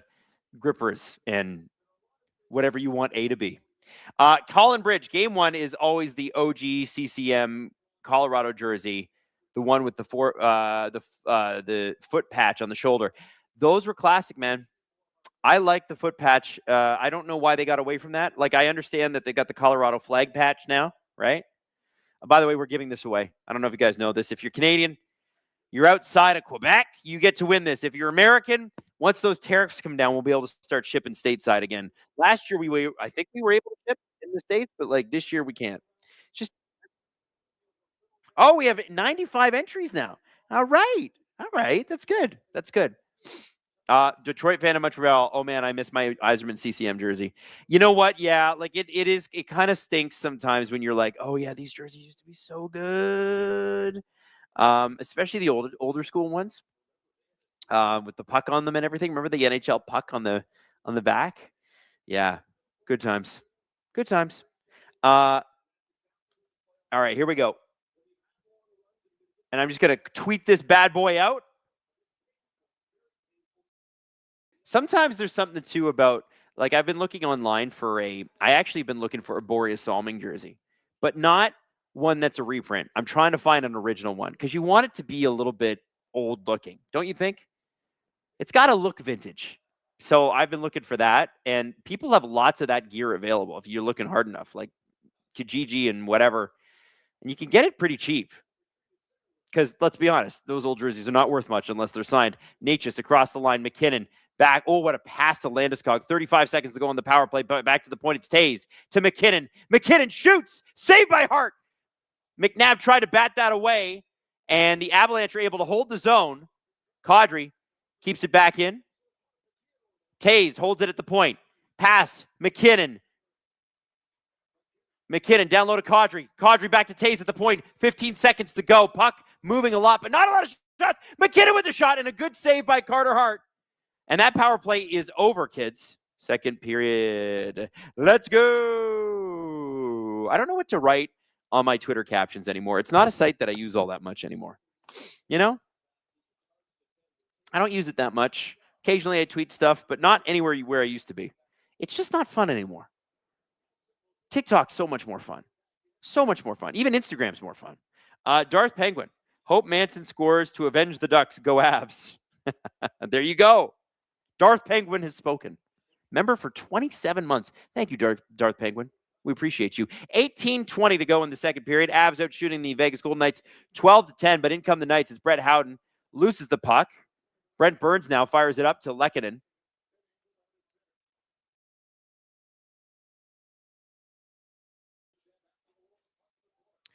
Puck in the corner. Nelson. You know what's hard to believe? A month ago, we had just gotten finished streaming Leaf games. Like 5 weeks ago. 5 weeks ago, 6 weeks ago, I was streaming games that literally did not matter. It was crazy. Oh, with a shot. Down with a shot. Oh! And Wedgwood gets bumped by his own defenseman. Manson was the guy, unfortunately. And Manson's a solid dude. And Wedgwood got right back up. God bless him. 17:29 to go in the second period. Freak811 says, yeah, I don't use X anymore since Muskrat took over. F that guy, he's a tool. Amen. I have to stay on it because it's part of the job. But if it was not part of the job, I would not stay on it. It's just not as good. It used to be a bit of a hellscape. I'm not going to lie. But it was not this bad. People are just really grouchy, too. It's crazy. They do a lot of anger stuff. Yeah, but I'm noticing like Leaf fans are so grumpy on there. They're like, and they've all convinced themselves too that John Chayka is the second coming of Christ. And listen, I hope he is, but like we don't know yet, man. He just fired the coach. That's all he's done.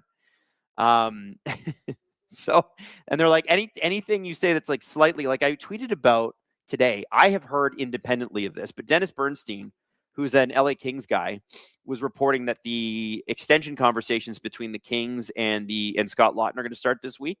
And I heard from somebody 3 weeks ago that Laughton is loving his time in Los Angeles, and that, you know, while he would be open to coming back to Toronto, I don't know if he's going to make it to free agency. And that all I did was say, oh, that makes me sad.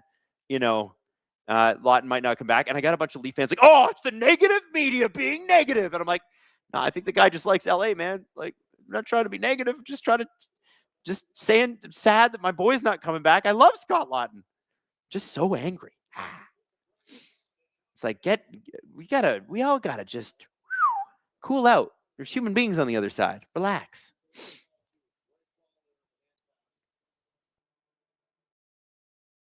Daniel Hamberton says, go to Threads, easily managed algorithm, chill vibes still.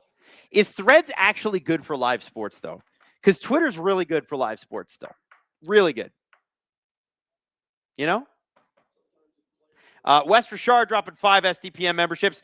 Daddy Wes dropping in. Mary Walt says, Kings fan, we love Lawton. We will sign him. I know. How can you not love Lawton? Flyers fans and Leaf fans are just sad about it. It's like, we know we had to trade you, but we didn't want to.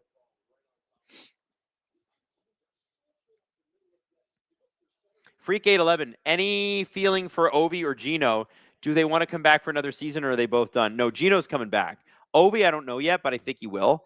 The question with Gino is, like, listen, let's just call it what it is. The Pittsburgh Penguins, before the season started, basically signaled to their reporters, and I remember this being written in The Athletic, that they were not going to re-sign Gino.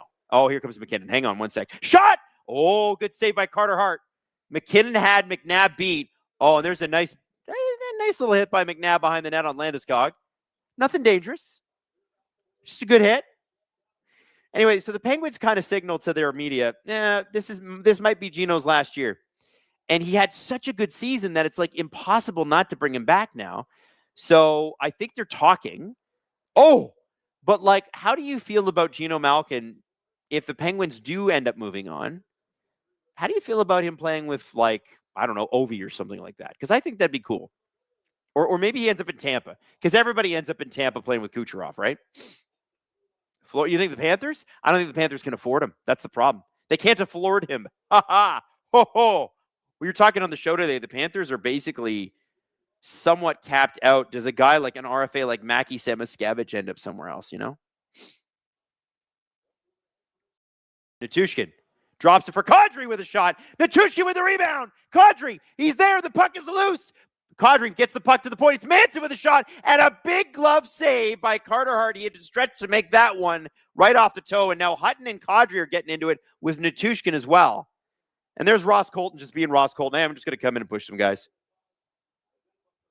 Freak 811 says, if the Pens don't sign him, the Wild would take him. I mean, I know he's older, but he's way better than anything else we have.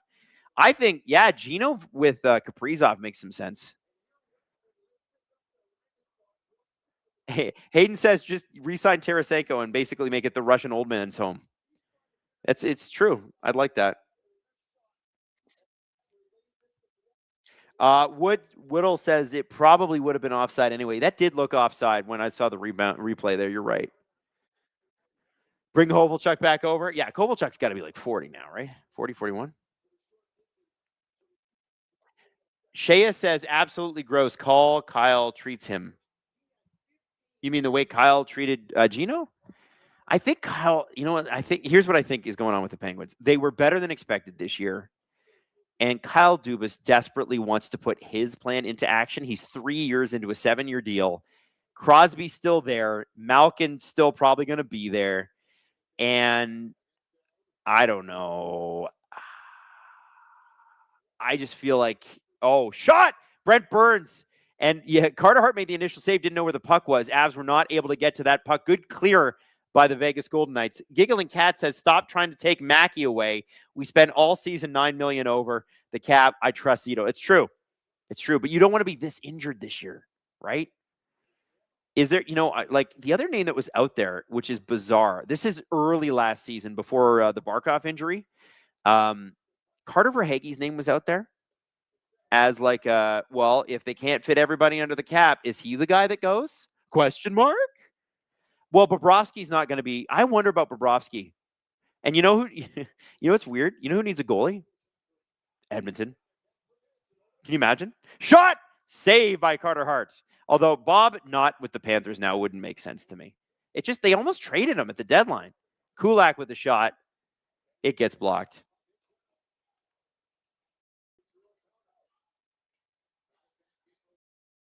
Drury behind the net.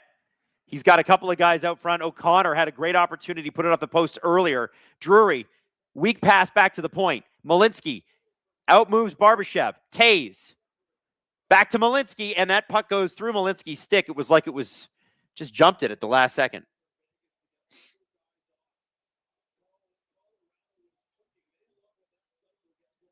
Shea says, I think how Kyle Dubas treats Gino will define his legacy with the Penguins. Oh, yeah. Well, partially. I think Crosby maybe more than Gino, because Gino's still a great player. But, you know, what are the Penguins made some really smart moves this year. I do wonder what they're going to do this summer.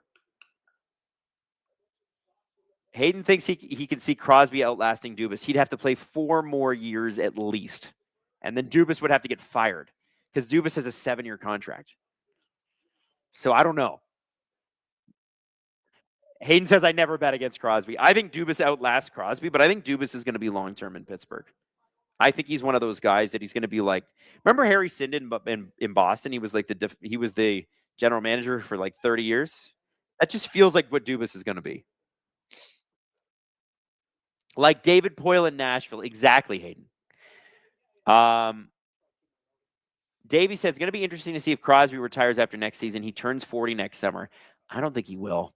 I think Crosby's going until the wheels legitimately fall off. He's going to be like 42, 43. He is. Even if he gets 40 points, why wouldn't you keep him? And you know Crosby is not going to take $1 more than the $8.7 million he's always made. And in a couple of years, it's going to be like a $120, $130 million cap. If you're paying him $8 million, that's, what is that, 6%, 5.5% of your cap for a guy who at that point might be a second or third line center. Imagine him mentoring all the kids that you're bringing in. I don't know. They got a lot of picks in the next few drafts too.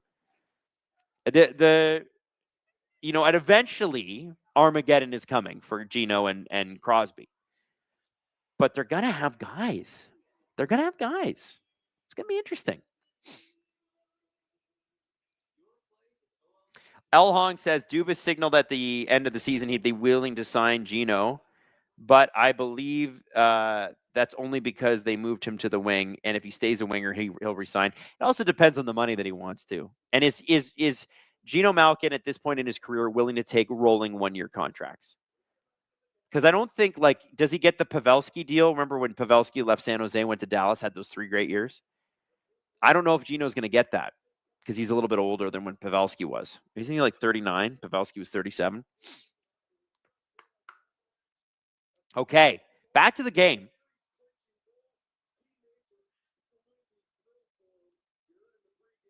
$13:47 to go.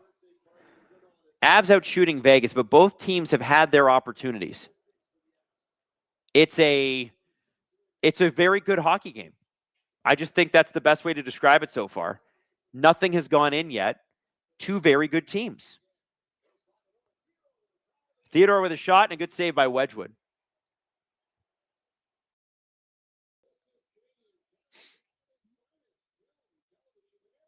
Roman says Pens without Crosby or Gino would be weird to watch. They would. It would. It'd be strange. It'd be real strange. Maybe this isn't the year then. Maybe they do just re-sign him. And I think at this point, Malkin's made his money. So, is he going to ask for the sun and the moon? I don't know. Probably not, right? Goofy Goober. You're going to go watch the Mandalorian movie, Adam, right? I heard it was meh, but I'll still probably watch it. Season 4 was meh, and the Boba Fett series ruined it for me. Oh, what a save by Wedgwood. Great play across the ice by Marner. I believe he found Brett Howden just wide open, but Wedgwood read that play perfectly and made a great save. And the Colorado Avalanche have iced the puck, so it's going to come right back down into their zone. And Kadri loses this draw to Carlson, and Marner he puts that through 2 Colorado defensemen, and that's the best ones they have. Tays and Malinsky are just tied up there for whatever reason. Howden's smart, man. Just get open. Marner will find you. Will I go see the Mandalorian movie this weekend? Yes, I've already bought my tickets. Going Saturday. And I don't care if it's a great movie. I need it to be a good movie. That's all I need. And remember, Star Wars is for kids. Please keep that remembered. Please keep that in your memory bank before you judge it. It's for children. Lord said, watch Andor, best Star Wars media out there. Of course, buddy. I was watching Andor the second it came out. It was amazing. Apparently, the Darth Maul series is really good too. I've only watched a couple of episodes, so I'm just getting into it. Hayden said, if it wasn't for kids, it wouldn't be called Mandalorian and Grogu. Exactly. It's supposed to be like a spaghetti western. That's fine. William Karlsson wins the draw. Avs are still able to get the puck eventually. Josh Manson to Kulak. Kulak races through past the blue line. Shot right on Carter Hart. Rebound. Wild front. Kulak. Oh, he tried to find Brock Nelson, who was wide open, but the Vegas Golden Knights were able to interrupt that play. 12:48 to go, and here come the Vegas Golden Knights the other way. It's William Karlsson to Mitch Marner. He's got Howden free, but he's not able to flip that puck into Karlsson properly. Waugh's going to get this. Leaves it at the center ice. Brock Nelson, who was supposed to receive that, fell, and the Vegas Golden Knights instantly, for whatever reason, ice the puck. Heather the Avs fan says, say it with me, wedgie, wedgie, wedgie. He was great. That was a great play on Howden. Really great. Wedgie is a top-tier nickname? Yes, it is. You're absolutely right, Hayden. You can't call them both Woody or either. Do they call Blackwood Woody? What do they call him? El Hong says, all I need is for Mando and Grogu to be fun. It doesn't need to be Andor. It needs to be lighthearted and entertaining. I'm going Saturday with our neighbors. Yeah, exactly. I alter my expectations based on the movie I'm going to see. I want to go see something fun. If it's fun, great. Fabulous. I'm happy. Blended family. Adam, have you ever been to Harbor 60 restaurant? Yes, I have. Marty Nietzsche, crossed the blue line. McKinnon, why do you ask about Harbor 60? I have been there. Delicious food. Very expensive, though. So that's a very, very, very, very, very, very special occasions restaurant.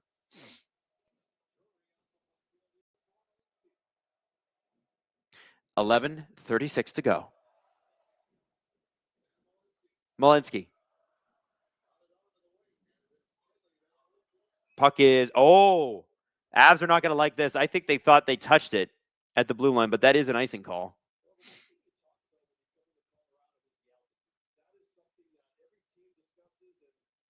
Butcher 705, Marner hasn't had to deal with a pest like Kadri before this series.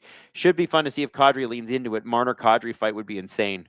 I saw a tweet the other day that was actually really funny.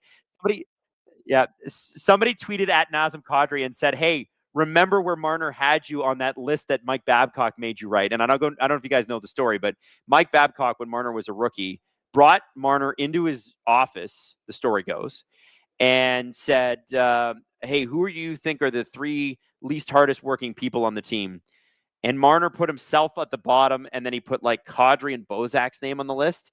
And so Babcock takes the list and goes out and tells Kadri and Bozak, and like Marner was in tears about it.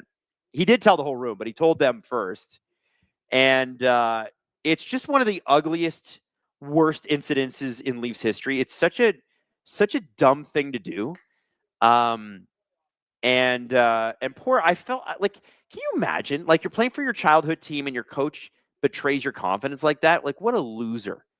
Absolute loser ass behavior. Anyway, somebody jokingly said, hey, remember where Marner put you on that list? And I thought that was a funny thing. I mean, it's been like a decade. I'm sure Marner and Kadri are over it. But shot for the point. Oh, that was close for the Golden Knights. Anyway, typical Mike Babcock loser behavior.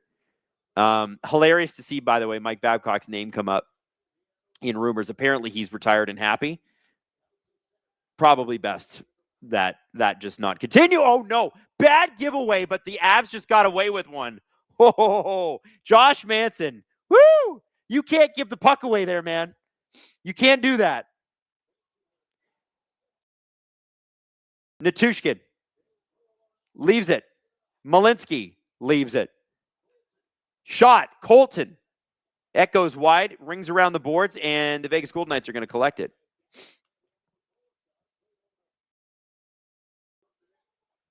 halfway through the second period now, halfway through regulation. Trevor says, man, Makar is invisible tonight. For anybody watching that has not picked up on it yet, Makar's not playing. He is hurt. Apparently it's a hip. Freak 811 says, the only wedge I care about is Wedge Antilles, a.k.a. Rogue 3. Yes, that's true. Wedge Antilles, the ultimate survivor. Fought against both Death Stars. Emo Jalapeno, the game is the come on, do something meme. This game's been good. If you like a good sort of grappling match, this is for you. Not everybody likes a high-scoring game. Mad says Carter Hart is an issue. He looks incredible. I said it in the last series. He always gets the first shot. You've got to get rebounds on Carter Hart. He's going to get you. Now, McKinnon, look at McKinnon there. He's pissed at his own. Oh, man, McKinnon's body language when he against his own teammates, man. What an intense dude. I respect it. I would die for McKinnon. You're right, Hayden. Absolutely would die for him. I want a player like that on the Leafs. I'm dying for a heart and soul guy like that. SLS98 says, could you trade Matthews and realistically keep Nylander? Maybe they get a package that could keep them complete. So here's the deal. CJ, I'll just tell you what's happening rather than answering your hypothetical. Everybody is available for the right price, including Nylander. Matthews is the one that isn't. And that makes a lot of sense to me. And if you are trading Matthews, you are also trading Nylander. Because Nylander has already said, if we're rebuilding, I'm not sticking around. That's fair. That's fair. So, yeah, am I trading Matthews and keeping Nylander? No. I think you're doing it the other way around. And I do think there's a world where William Nylander's not a Leaf next year. It's a remote possibility, but you have to aim at it for what it is. Listen, think about it like this. If William Nylander, who has trade protection, is going to go, if you talk to him, you go, Willie, what teams would you go to? You should expect a team like New York. You should expect a team, I'm thinking in the West, if he wanted to even go West, he might not want to. A lot of the European guys don't want to because it's so far from home. Maybe a Los Angeles, maybe one of the Florida teams. You're not trading him in division. You're not that stupid. Maybe Chicago would want to take a stab at him playing with Bedard. You know what I mean? But I think more than likely Willie and Matthews are back. I have a feeling that there's a. I have a feeling that with most likely Gavin McKenna joining the fold, that there's a little bit of new life with this team. Where I really think the Leafs are going to struggle if they don't do anything, if they're not really active, is defense. They don't have enough puck movers. Tanev being back is going to be great. Riley's got to go. I'm not worried about the big boys. I'm worried about the guys getting pucks to the big boys. That's the problem. Freak 811. The Avs should treat guys with wood in their name like Pokemon and collect them all. Yes, they should. Miles Wood, former Av. Puck is down. Carter Hart catches it, and it's another faceoff. 9:32 to go in the second. Butcher says Nylander the Caps for a Wilson package. I don't think either team does that, but listen, I love Tom Wilson, but I don't think it happens. I just want one goal here before the end of the second. I feel like that opens this game up. Both teams are being real safe right now. And making one of them a little bit more desperate than the other would be nice. Dorofeev. Barbashev. Barbashev's going to have it wide open. Oh, Jack Eichel's got a chance. And Dorofeev just missed a rebound. That's his third miss of the game where he's been real close. Avs have got to watch him. He's been wide open too.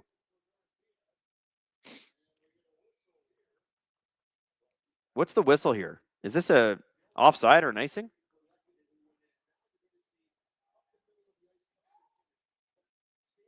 Oh, look at how close Dorofeev was. Landeskog dove for that. And Eichel, too. Look how close he gets. Barbashev, Eichel. Oh, man, Wedgwood just got there.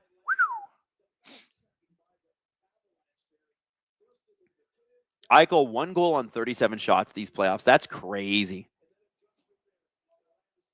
Who else was really snake bait? Hayden hadn't scored in forever. It was Thomas Hertl. I think it was like March 3rd was his last goal, and then I think he scored in Game 5 against the Ducks. Crazy. Oh, Natchez with another terrible giveaway. He's had a couple of those tonight. I don't like the Avs actually have had a couple of those, but Natchez specifically, he was Mr. Playmaker in the Anaheim series. Kind of surprised to see him do that. Maybe it's just the fact that, the William Karlsson-Marner line is out there and they're good at stealing pucks. Wait till Mark Stone comes back and they put Mark Stone, Marner, and William Karlsson on the same line. Oh my God. That will be hell to play against. Kadri. Behind the net. Kulak. Burns. Shot! Oh, that snuck through. Carter Hart got the right pad down. A little sneaky. 8:08 left in the second period. Nichushkin. And that puck is brought across the blue line by Brett Kulak to Ross Colton to Nichushkin with a shot, and that's just deflected a little over the right shoulder of Carter Hart. And Nazem Kadri's got to dive before going off to get that puck back to Brent Burns to avoid a 2-on-1. Ross Colton across. Shot! Oh, good save by Carter Hart. That was Brock Nelson, who then falls, and this puck is collected. Sissons through center to Saad. Wide open as Kolesar, he scores! Keegan Cole. Was that Keegan Kolesar? No, that wasn't Keegan Kolesar. It looked like it was. Who was that? Wow. Okay, it wasn't Keegan Kolesar. It was Dylan Coghlan. Not 55, 52. Dylan Coghlan. Just everybody bet on Dylan Coghlan to score, right? Anytime goal scorer Dylan Coghlan?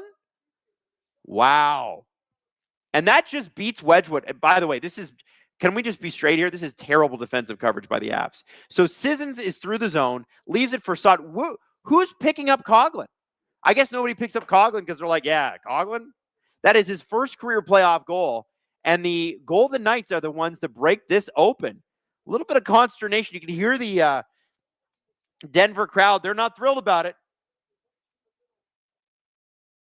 Could this be the dagger? That's a funny tweet. Or that's a funny message. I love that. We finally get a goal. Heavy Hitter says, Adam just names any player on any play. Hey, Kolesar is 55. Coghlan is 52. I saw the 5. That's what I saw. Also, let's be honest here. If you're in the arena, it's a little bit easier to pick up on the jerseys. They're a little blurry on our TV screen. Maybe I'm sitting too close to our TV screen. Maybe that's what's happening. Jesse Blake says, you got to save that one. Yeah, you probably do got to save that one. You do like a save there. Yeah, I would love to know if there's any person out there in the entire world that's like, Dylan Coughlin's getting a goal tonight. I'd love to know. Love to know.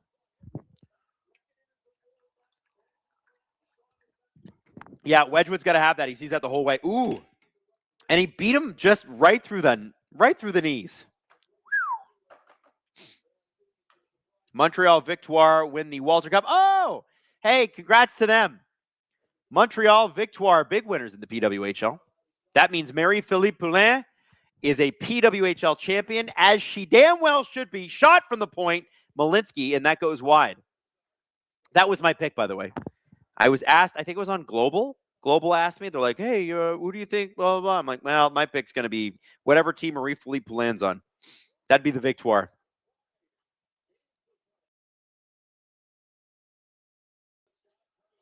Oh, McNabb. There's Kolesar. He's out there. You see? 5-5 is out there. Landeskog to McKinnon. 6:06 left to go in the second shot. Oh, and Carter Hart. Carter Hart's absorbing pucks tonight. He's a puck sponge. No rebounds, man. Vegas are the no rebounds team. Anime Cowboy says, I think the biggest thing SDPN pointed out was the performance versus contract differences between Toronto and Vegas. $2 million players with multiple goals. Dude, I'm telling you, it's Vegas is a much, much, much better team than any of the Toronto Maple Leafs teams in the Core 4 era. We had a lot of top-end talent, And God bless Brandon Pridham and Kyle Dubas for putting other players on other lines. It just never, you can't compare. You just can't compare. Just well signed, well traded for the Vegas Golden Knights. You have to tip your hat. And look at this. The Avs too, man. Crazy. Some amazing contracts on this team. Kadri. Puck is back. And I think we got a penalty here. I think Natushkin did something off camera to Rasmus Andersson. And the Denver fans are booing. Is it a roughing call? Andersson looks like he was really dinged there on the face. On the facha.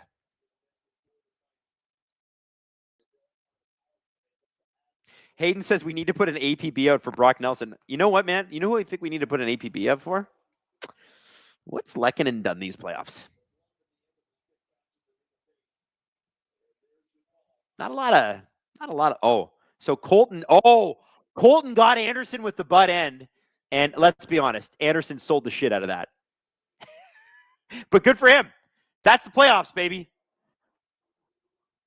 They should take them both for that. Andersson sold the absolute 10 out of 10 Oscar performance for that, but it is a butt end. So it might hurt a little bit. Oh, giveaway. Oh, hey, look at this great shirt Fanatic sent us. We want this to be yours, but you got to be Canadian and you got to not live in Quebec. Sign up right now. Click the link in the description, and you have until puck drop at the beginning of the third period to get yourself this Colorado Rockies jersey. And it's long sleeve, and it's warm, and it's size large. Good cozy shirt for around the house, maybe for wearing to a game, whatever. It's up to you. It's all yours.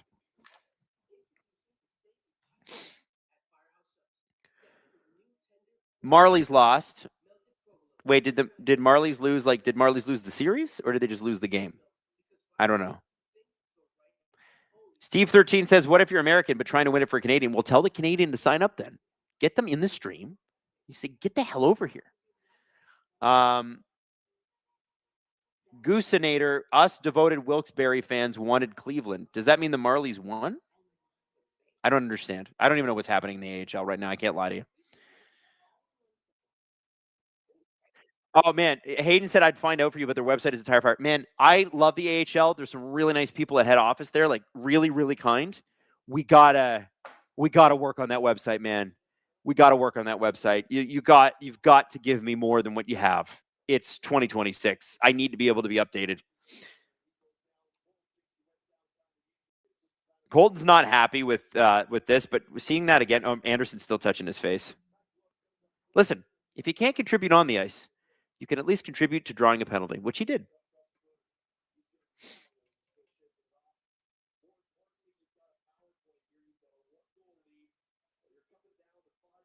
Blended Family says, I live in Montreal, but also have a Ontario address. Does that count? That can count. Just have an Ontario address. Why not? Who cares? I think it's just one of those things where you can't win it if your driver's license says Quebec. Because Lotto Quebec's like, excuse me, pay us. I don't know why, but that's how they are. Can I ask, hey, are there any Quebecers here? Do any of you like Lotto Quebec?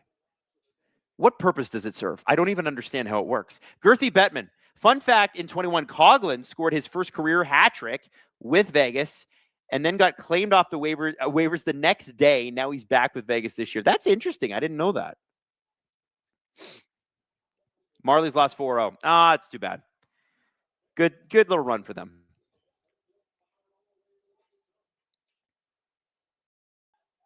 Shea Theodore. At the beginning of this Vegas power play, 1:40 to go. Eichel carries it across center into the Avs zone. Manson gets his arm in there. Ooh, got to be careful. Slows Eichel up.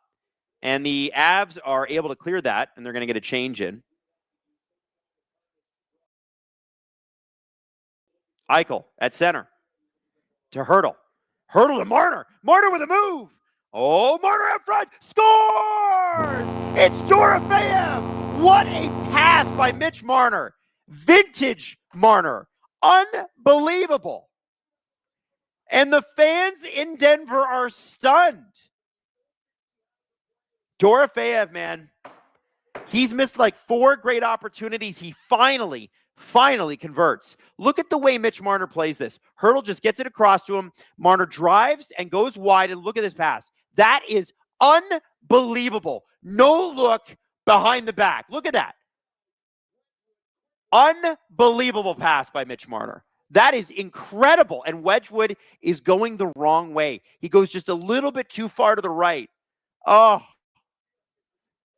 And I got to be honest with you. I got to say something. The Avs defensive coverage in the last 10 minutes has been awful. It's been awful. Both of those goals are because Avs did not pick up the most obvious man on the ice. Coughlin and Dorofeyev. And like, listen, you can give the good Coughlin 1-1 where it's like, okay, the goalie's got to have that. What do you mean you're not picking up Dorofeyev? He's their best goal scorer. Pick him up. I don't care if it's 5-on-4.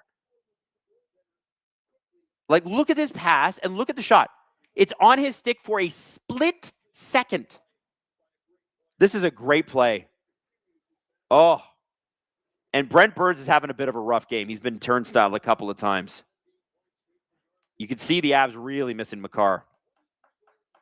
Girthy Bettman, Skorofeyev, my Russian goat. This is stunned silence in Denver. This is one of the loudest arenas in hockey, and they're not saying anything right now.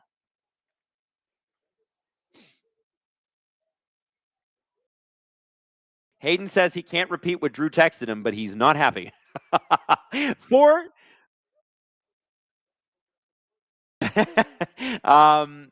Yeah, Drew's not happy right now, which will make a lot of people very happy. Andrew says, guaranteed Habs versus Vegas. What a nightmare. I don't know that that's guaranteed. I think somewhere Cale Makar is watching this going, I'm going to will my hip to be better. Oh, here we go. Kadri. Shot by Brent Burns. That goes off a knee. Good play by Kadri to Burns there, but it just got blocked by William Karlsson because, of course, it did. It's William Karlsson. He's always in the way. And look at that Marner back out there with Howden and Karlsson. This line has been spectacular since William Karlsson came back. William Karlsson doesn't look like he missed a game all season. He was great from the moment he started playing hockey again. It's amazing. 3:34 to go in the second period. You got to think if you're the Avs, you're out shooting Vegas 23-18. You got to think, like, what the hell do we need to do? And the answer, by the way, is rebounds. It's the only way to beat Carter Hart right now. He's locked.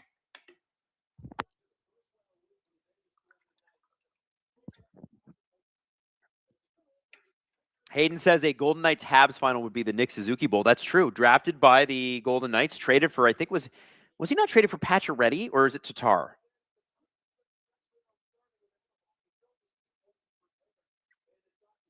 Pacioretty or Tatar? One of the two.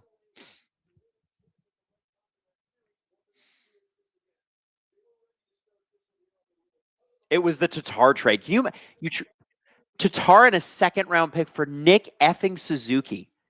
Oh. Oh my God. Crazy. Oh, it's Tatar. Oh, it's Suzuki and Tatar for Pacioretty? Is that what that was? No. Read the trade, Hayden. Give me that trade. Dan Patrick 94 says the answer is to contain Marner, but you can't. Not this playoffs. Lehkonen. Oh, you gotta shoot. Lehkonen shoots. Oh my God. How did he not shoot there? You at least get the rebound, dude. Why are you passing? Set up perfectly, doesn't shoot. How leafy. Blue White Flame. I'm terrified someone's going to offer sheet Dorofeyev in the offseason. What's that, Hayden? So it's Pacioretty and Tatar for Suzuki in a second. Man, great trade by Montreal. I hate it. I hate it. I will never forgive Vegas for doing that. Malinsky in the corner to Taze. Over to the other point. Shot. Oh, and Drewy's shot does make it through, but it kind of gets bodied a little bit. If that's the way you just hit a bunch of bodies. O'Connor to Kelly to Taze to Malinsky. Shot. And that is blocked. Vegas parking the bus right now. Malinsky to O'Connor. O'Connor with a shot. Big glove save. Marty Brodeur style. by Mr. Carter Hart, who is looking more and more like he might be one of the best goalies in these playoffs. And he looked like he stunk coming into them. But that's happened before. Bobrovsky, when the Florida Panthers went on their run, was horrible. And Alex Lyon was the Panthers' goalie in that Boston series. Bobrovsky only took over after game 2. You also saw it with Marc-Andre Fleury and Matt Murray in 2016. It's funny. Goaltending is a bizarre position, and Vegas never pays too much for it. What's that, Hayden? Did it happen with Colorado and Kemper? I don't know if he was the starter. Yeah, he did get his eye poked. I don't remember the goaltending in the 2022 run as well as I should. Marner chips the puck past Taze. Anime Cowboy says you can talk up Eichel and Marner all you want. Short of Fleury and Carlson, Carlson has been a VGK fan favorite for 9 years. He's amazing. Carlson's incredible. Oh, and Colorado in offside. 1:45 to go in the second period.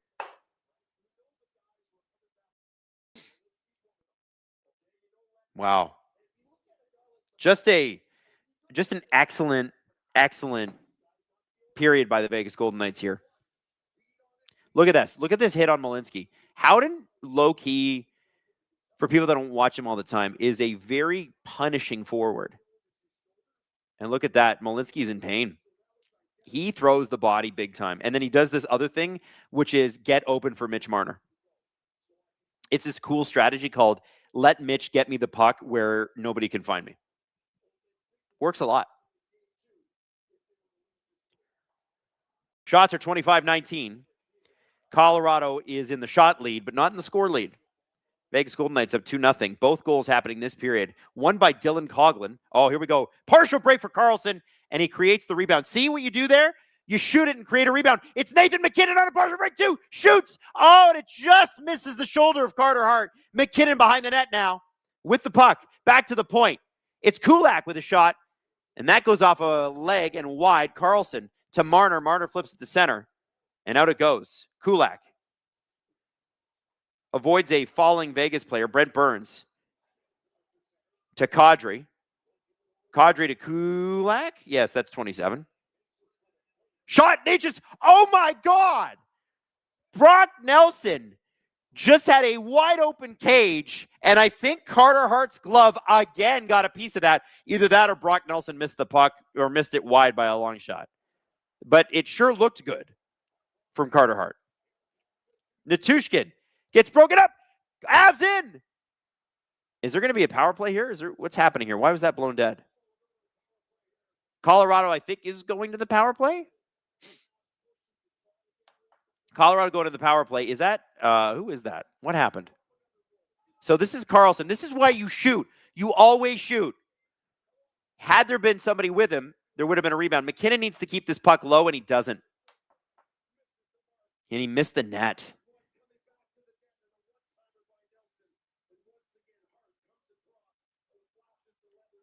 So is it Dowd that tripped up Natushkin? Okay. And Natushkin makes a good play here, tries to get that puck through to one of his players. So it's Hutton for tripping. The Bat Dad 11 says, have you seen Danhausen from WWE on ESPN and what he's been able to do for the Knicks by uncursing them? With Steve's wrestling connections, it would be a fantastic idea to get him to uncurse the Leafs. You know what? We can call Eric Young up, who is our favorite professional wrestler of all time and is a Leaf fan.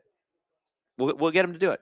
We'll get him to do that at the start of the season. Taze, shot, Natchez. That goes wide. They can't. Why are they doing? Come on, guys. Hit the net. Hit the net at least. Do they want to win this game? Kadri.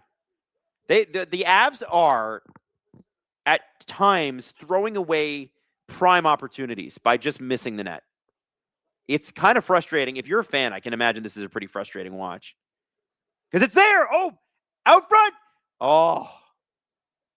And that's the end of the period. Avs, just like at the beginning of the second period, will start the third period on the power play. Now, this is a good time to remind you that if you're a Colorado fan or you like this shirt, we're giving it away right now.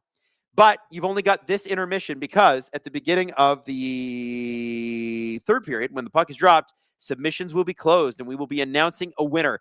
This Colorado Rockies. Scherzing from Fanatics, courtesy of Fanatics. Thank you, Fanatics. Is available to you. Just click the link in the description. We'll talk a little bit. Hayden, what do we got clip-wise? How long is that one? All right. Now, Trevor says, is this just Colorado rust? I don't know. They seem off tonight, though. What else do we have here?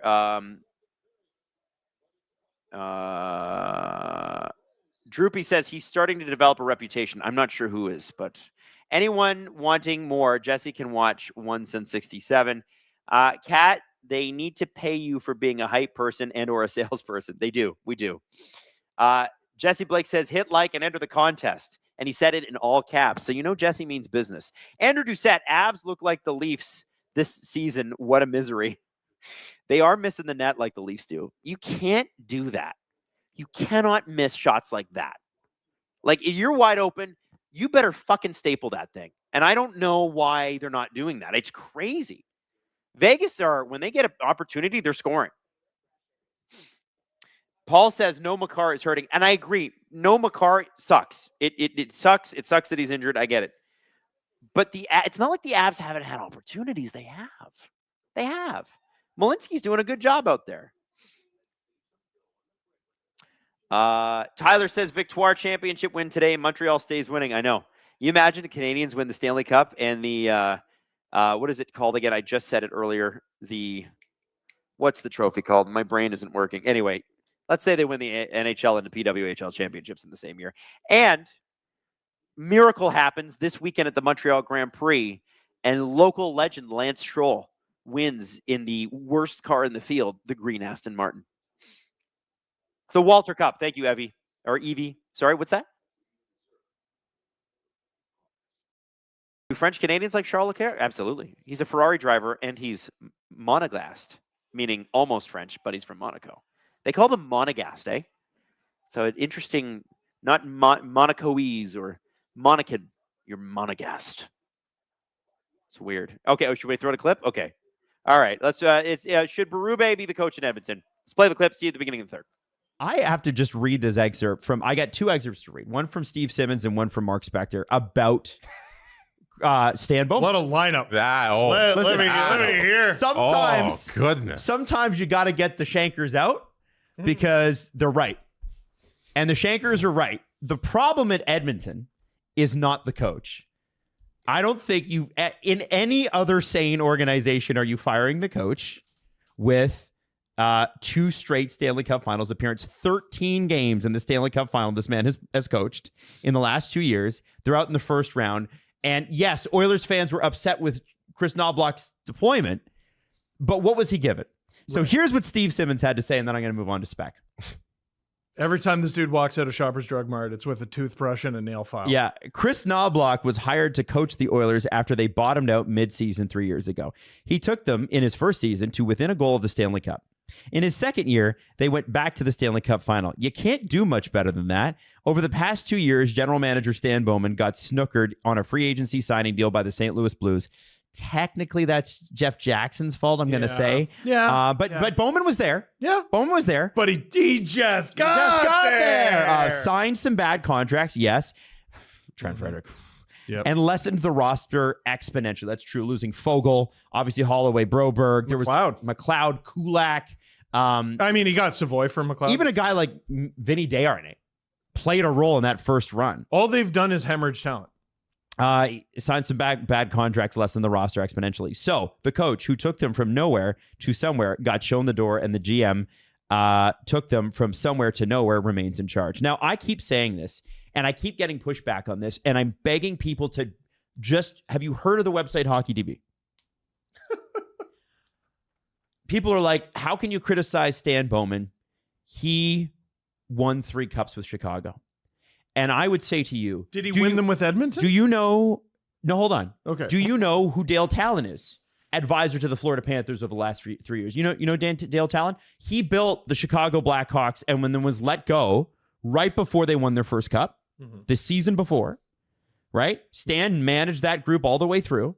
And then as soon as 2015 hit, after that last cup, disaster struck. And what you really saw, what I think I saw, was the true Stan Bowman 2016 to 2021 when he was let go. That's Stan Bowman to me. The other side is Stan Bowman managing Dale Talon's work and deserves credit for that. But let's talk about what it took once the big contracts for Taze and Kane kicked in, right? $10.5 million each. And Duncan Keith got older, and Brent Seabrook got older, and Corey Crawford wasn't the same. And oh my God, let's get Brandon Saad back. Yeah, sure. Give him Artemi Panarin in exchange. Insane work. And so then. So wait though. Yeah. You're Stan Bowman. Or wait, no, sorry. I'll pretend to be Stan Bowman here. And you're the evil person arguing criticizing. Ooh. What you're talking about is the downfall of the Blackhawks, which was post 2015. Yes. And it was quick and it was sustained. Yes. And it lasted and has still lasted till today. So I'm Stan Bowman. There's the 2010 team that you could argue I inherited. I would argue that. Okay, great. Mm-hmm. Then 2011 happens. Do we win? No. No, we don't. 2012 happens. No. Do we win? No. 2013 happens. You win. Sure, I didn't assemble that core, but I kept them together. Yep. And I helped create a team that not just won the Stanley Cup, essentially didn't lose a game. Yeah, they were great. They're great. They had a 20-plus game winning streak in a 48-game season and then won the Stanley Cup. They were great. So if I'm him, I'm beating the drum over and over and over again that's what's over the horizon. That's what I can do for But you. he did but not. I need a second. But he didn't acquire any of the core pieces. And in Edmonton, he has not acquired one core piece. He didn't fire the coach either, if I'm not mistaken. That's true. Now, Speck said there are some constants that have been established in Edmonton over the arc of a competitive window that has lasted more than a decade. Sorry, most of a decade. They are cemented in Edmonton's culture, some good and some not so good. And the solution has always been the same: fire the coach. Now he goes into some of the other things, but he's right. Isn't this Ryan Nugent-Hopkins' 10th coach? Yeah, in 15 years. That's unbelievable. You know what I would say about Ryan Nugent-Hopkins, and this is what people say around the league about him, is he's uncoachable. I'm kidding. I'm totally kidding. Nobody has ever said that ever. Have the Nashville Predators had 10 coaches ever? Like, have they had 10 coaches total? No, Pittsburgh Steelers have had 4 or 5 in their whole history. Just throwing that out looking there. it up right now. Since 2010, I think the Oilers have had more coaches than the Preds have had ever. Yeah. Since 1997? Yeah, they've only had 4. That's crazy! Trotz, Laviolette, Hines, and Brunette. Wow. And Trotz was for, 20 years. 98 to 14. Holy shit. It's a long time. Yeah. That's pretty good. Now, with the Craig Berube stuff, can I talk about that? Well, so he's going to go. I can't wait for Connor McDavid to become an elite defensive center. Can I It's just going to point be out incredible. to you guys an Easter egg on the Nashville Predators head coach's Wikipedia page? Yeah, give it to it. Somebody added this and nobody has caught it. I won't scroll down until the reveal. So under on the Wikipedia page, it's Nashville Predators head coaches. They got all their stuff. And then they have Barry Trotz there and then in achievements categories. So you scroll down and you see that under Andrew Burnett's achievements categories, somebody added, is a good young coach. That's very And funny. no one has noticed that on the Wikipedia editing team. That is extremely funny. Fantastic. That is extremely That's funny. good stuff. Shout out whatever Preds fan did that. We found it. Is a good young coach. So, Oh my God. listen, listen. Achievements. When it comes to the Oilers, I don't like accusing people of stealing a bit. Mm-hmm. But all of a sudden, the Oilers want to acquire a closer Mm-hmm. of a head coach? Where have I heard that before? Toronto? Where have I heard? Didn't I say that? Yep. Now, here's the thing. Craig Berube has this reputation for a reason. Because of the 2019 St. Louis Blues, the oddest, wackiest, least replicatable Stanley Cup run ever. But it happened. It did happen. But do it again. Now, here's what everyone forgets when it comes to Craig Berube. Jordan Binnington. And Alex. you might be like, oh, well, Jordan Binnington. he had this crazy strategy. He was crazy. Where he didn't allow goals. Yeah. Ever at all. I think you're all forgetting how crazy Jordan Binnington is when he walked through that door in St. Louis. He walked through that door, didn't allow goals. Won games exclusively. I'd love to know what his record was that year. He was unbelievable. Craig Berube wins a division title last year with the Toronto Maple Leafs. Anthony Stolarz does not allow goals. And Joseph Woll looked awful in comparison and was still probably one of the best goalies in the league. Save percentage wise, they both were. Yes, Stolarz literally was number one. You can't do better than that. Justin Bourne wrote about Craig Berube. Okay. This is the quote of the article, and we are going to use this article for our Leaf segment coming up. But it said, in retrospect, and quite honestly in real time, Craig Berube having Lawton, Waugh, Pontus Holmberg, and David Kampf at his disposal and finding none of them usable is truly baffling. These were honest straight line defensive centers, yet they kept running Matthews out there in the D zone against elite competition. He is absolute, like, home run sentences right there. They only had 3 centers and needed a center, and they decided to just punt on David Kampf and never let him play for the Leafs ever again. Never qualified Pontus Holmberg. Never qualified him. They needed Kampf, and he had a situation where he should have been on the team's starting lineup day one, and they didn't want it. Yeah, and then he had a good coach in Tampa and was instantly great. That's Holmberg. Yeah. Kampf Kampf. No, well, No. Listen, Kampf, I think, made a mistake, but also the Leafs made a mistake. Yeah. Holmberg had a great time. Yeah, he actually was great. I don't. He can't use bottom 6 players. Let me just say this. Crazy. Let me just say this. This is not going to happen. Berube and Edmonton? Yeah, they're going to talk to him. I would put Laviolette above him, and if they ever get a chance to talk to Cassidy, they're going to fire the money cannon at him. But it is a hilarious possibility that is completely improbable, and no, not even the Oilers would do this. There's no chance they do this. You can't look at any, like we said this so many times, and people were like, well, Rogers is kind of cheap. They might keep him anyway. How many times did we say you cannot keep this coach? Look at all of the numbers. Yeah. You don't even have to go that deep advanced numbers wise. There's no way the Oilers are this stupid. They're not. They're not. Do they make weird trades? Sure. Do they hire weird general managers? Absolutely. But they're not this dumb. Unless Jordan Binnington with a chip on his shoulder and prime Alex Pietrangelo walk through the door. Well, this is the wrong hire. Funnily enough, apparently the Oilers are interested in Binnington. And they cannot afford him. Well, if they flipped Jari to St. Louis, if they're rebuilding. Goodness. So here's what you would need. You would need Binnington completely locked in and Ingram to find another gear, which he has previously in his NHL career showed that he has in his bag. I didn't think Ingram was that bad in round 1, by the way. That's what I'm saying. They just had no defense. No. Berube got adequate-ish goaltending this year. It wasn't very good. I don't think it was end of the world bad. Mm-hmm. But if the goalie's not stealing the friggin' game for you every night, and some coaches, they coach that way and people just call them bad. And I think it's a little more nuanced than that. But his system does require you to make saves, which is the number one weakness of the Edmonton Oilers.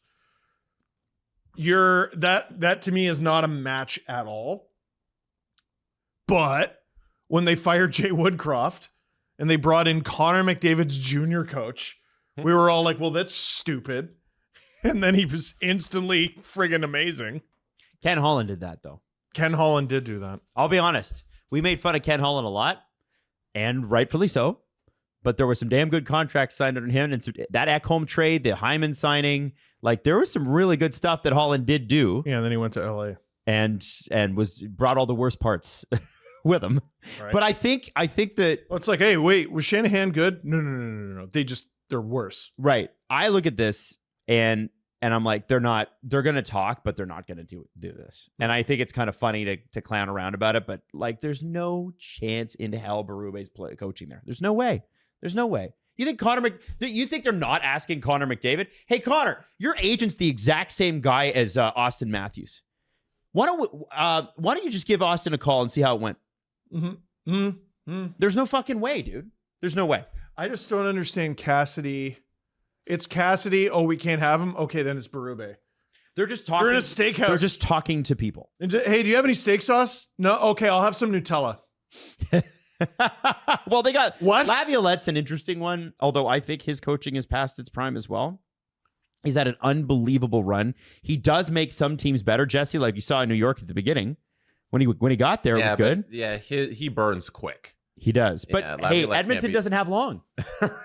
They don't have long. If you want another 2-year head coach, hire that's Peter your guy. Laviolette. He's but- like torts with decorum. Yeah. Like, Yeah. yeah.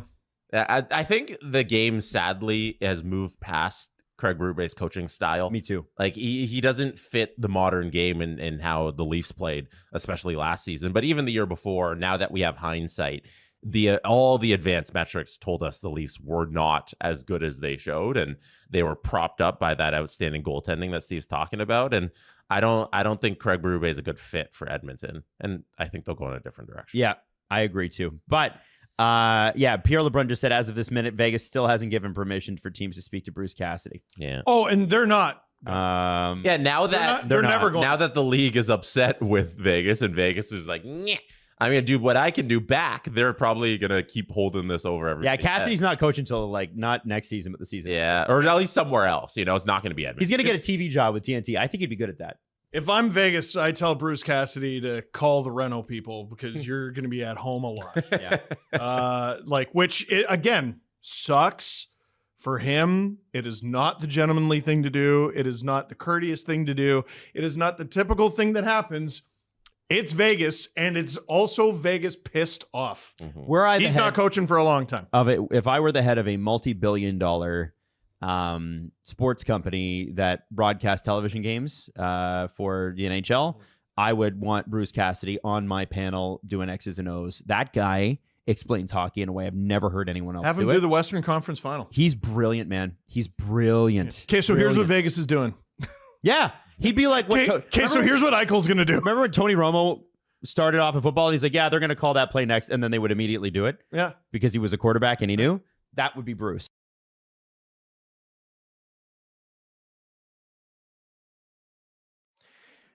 Hello, friends. We're back. Hayden actually told me we're back this time. And now we've got the last little bit here right before we give away this this lovely jersey, this Colorado jersey. You want to get your name in the draw right now? Click the link in the description. Do it. Anyway, just saying that up. Just saying that. Now, we've got a Vegas lead, 2-0. It's going to send shockwaves through the NHL. A lot of people pick the Avs to win this series. I think I said Avs in 7. I think I said that. I have a lot of respect for the Vegas Golden Knights, man. They are like awesome. And they are playing a great game tonight. We'll see what Colorado comes out with. Nathan McKinnon has already been yelling at his line mates, so you know he's fired up. But they have got to actually put some real shots on the net. The Colorado Avalanche have missed some beautiful wide open opportunities. Dorofeyev actually on Vegas had missed like 4 or 5 of them and then finally scored on a beautiful pass by Marner. It's time. It's time. Corrupted Canadian said Kipper said Vegas would win this game. Oh, never doubt Nick Kipriosi. He's a very smart man. Carlson loses a face-off draw to McKinnon. We are back underway here in Denver. 19:55 to go, 1:20 to left on this power play. Colorado is on the power play to start the period. Nate's just through. Landeskog is going to get that puck back around to the point. Tays to McKinnon. McKinnon called for that one, by the way. Couldn't have been more obvious about it. McKinnon to Natchez, who's not had the best game so far. Maybe he can redeem himself. To Tays. Natchez, pass over to Landeskog, and it kind of bounced off a skate. I'm begging the Colorado Avalanche to just shoot the damn puck. Get a rebound. Shoot it!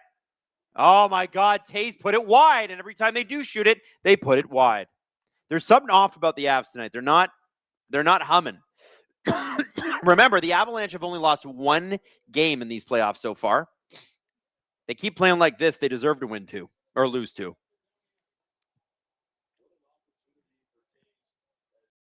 Tays. 20 seconds to go. Second power play unit out for the Avalanche. It's Nelson through center. Trying to get set up. Rasmus Andersson takes the puck off of him. Nick Waugh fighting in against Hannafin and Rasmus Andersson. Brock Nelson gets the puck back to Malinsky. At the point, Malinsky Natchez still out there. Natchez curls back. Power play over. Molitsky with a shot. It's blocked. And now we got a 2-on-1. Out comes Hutton. Shot. Big save by Wedgwood, and it scores. Oh, my. Colton Scissor. No, that's Brett Howden. Brett Howden. Oh, my God. The shock in Denver. Wow. Oh, baby. What is going on with the Avalanche? Malinsky takes this shot. It goes off of a skate because Vegas blocks everything, and nobody is back to take Hutton. And Howden is actually able to, it goes off of his, where did it go off of his shoulder? It went off Wedgwood, and then it hits Howden, and then he's able to slam it home. That's not a glove pass, is it? No, it's not. Doesn't, no. Wow. SLS 98 says, never thought I'd say this. I'd rather the Habs win the cup than Marner in Vegas. Well, listen. This is shock. Like, listen, you got to lose 3 games to win a 7-game series, which I think this will be. But this is a bad performance from the Avalanche. They are falling to pieces here.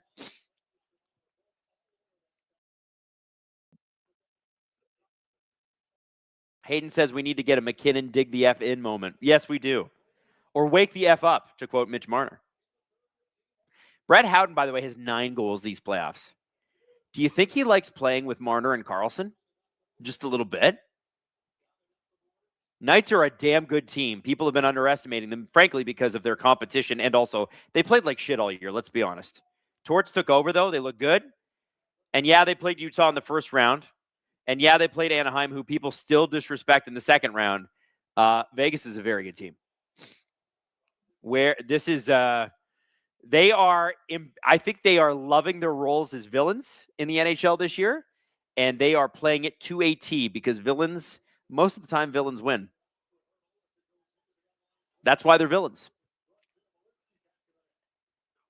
Oh, this is very interesting. I can only imagine producer Drew right now at home. Do you think he's still watching?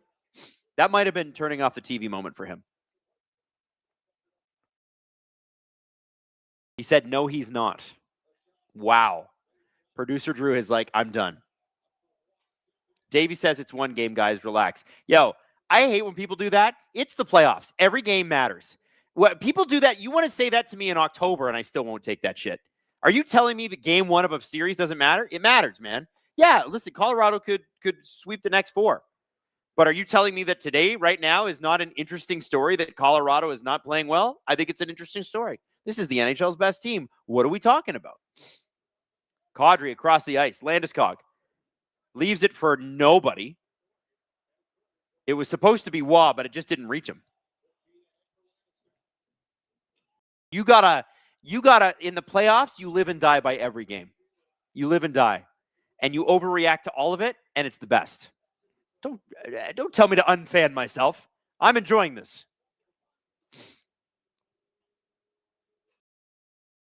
Here's the thing. If Makar was playing, I would be more down with, okay, guys, it's just a bad game. But Makar is the big X factor here, right? Without him, I mean, it's kind of hard, right? It becomes a lot more of an even series. And in this case, Vegas looking strong. Patty says Vegas is playing pissed. The whole team is mad about the pick and the fine. I don't think the team cares about the pick and the fine. I think they just want to win the cup. Like it's when Kelly McCrimmon got up on stage and was like, yeah, we just don't want Bruce Cassidy to be a distraction for us, so we're not letting him talk to anyone. I was like, bullshit. These players don't care where Bruce Cassidy ends up. They're thinking about the playoffs. Come on. Francois Lebel, curse of the President's Trophy. True.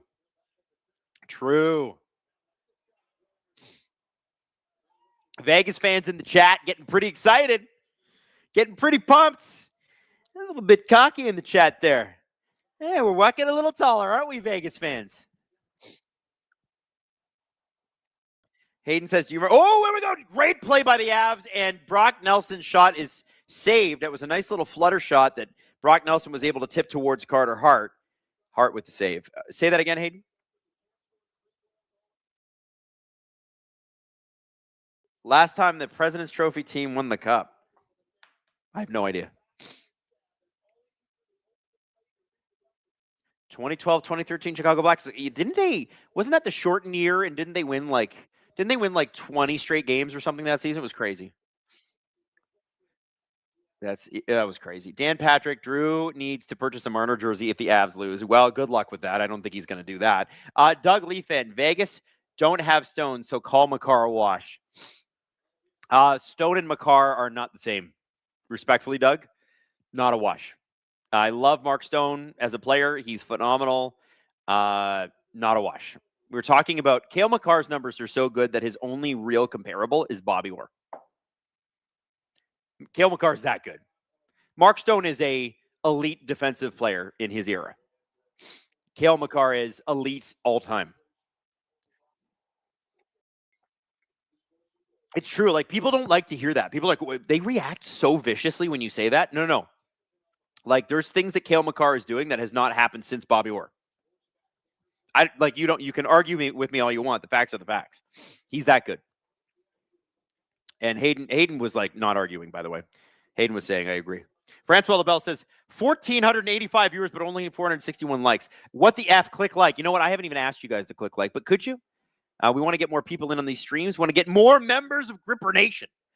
Denise Campbell, I turn off. Drew likely punched and threw the TV out of his window. I don't know if Drew can afford to replace TVs like that. He's got 2 kids, and kids are expensive. Extremely expensive.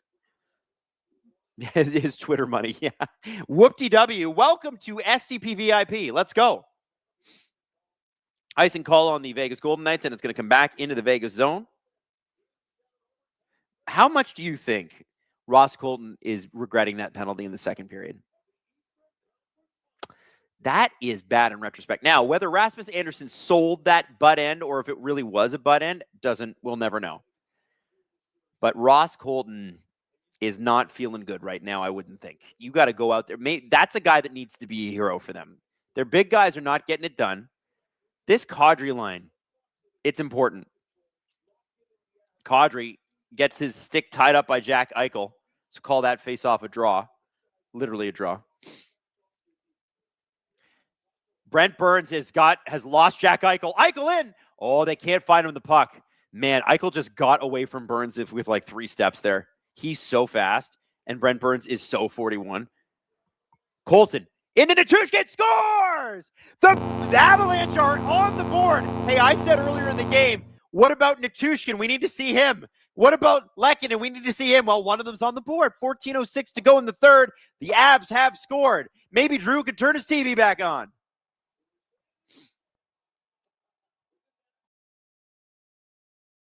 Owen Ader had just written Ball Arena is a ghost town right now. Not anymore. They're back on their feet, and they are loud in there. They are loud in Ball Arena. Nice tip by Nichushkin, by the way. And Colton, give Ross Colton a little bit of credit here for a great backhand pass. Nichushkin through the legs. Through the legs. Wow. Giggling Cat dropping a $20 goal. Super chat. Anime Cowboy. Mark Stone is an on-ice manager. His redirects are insane. He is. It's true. All right, they're pumped. We're back in this thing. Trevor says he learned that in Tampa. He learned that from, playing with some pretty good players. Girthy Bettman, Anderson is just taking Steve's advice, act like you're dead. Yeah, and you know what? It worked. Fair play to him. Oh, puck is just kicked out of the Av zone. 13:44 left. That's Nichushkin's second goal of the playoffs. You have to think that he's not thrilled about that.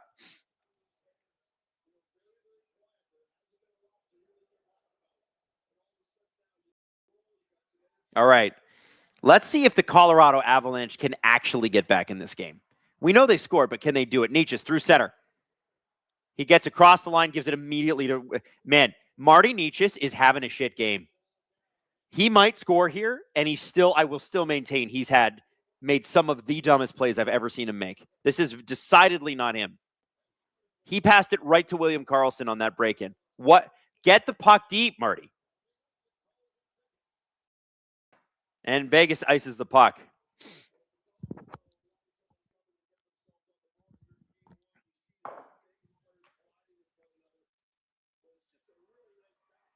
And look at the Avs fans outside.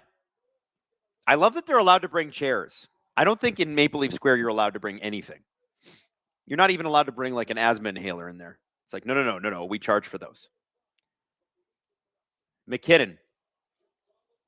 Off the faceoff. Behind the net. He's looking for people to pass to. Nietzsche's is out front. It gets it up front. Landeskog had an opportunity, and William Karlsson is able to clear that one. Devon Taves. And, okay, here we go. First line off for the Avs. Both teams changing here. Taves up to Landeskog.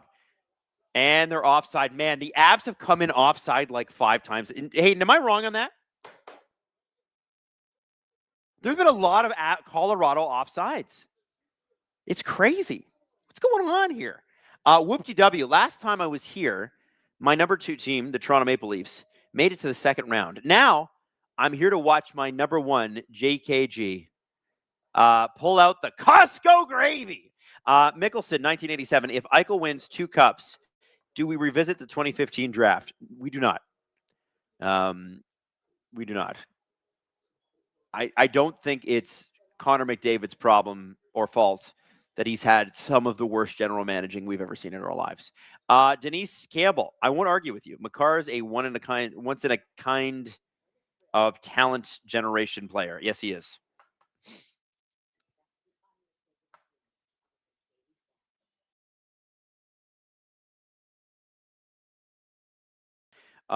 If you aren't cheating, you're not trying. True.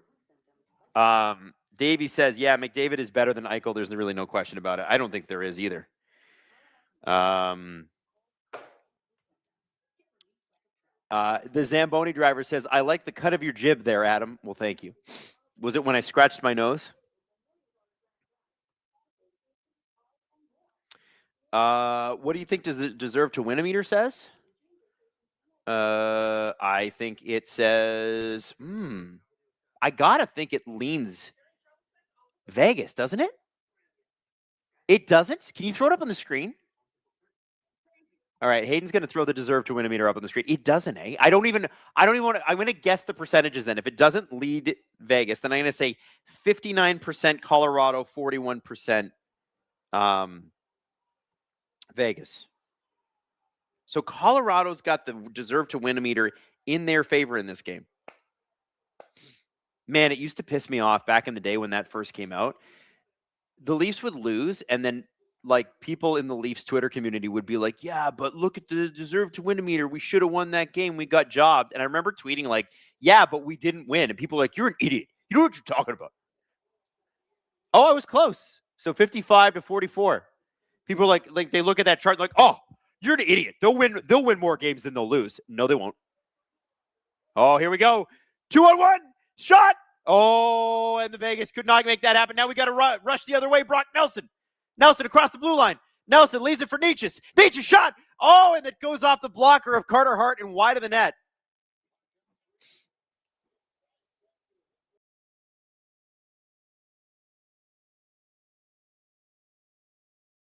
Chris Bro says deserve to win a meter is a loser mentality. I agree, man.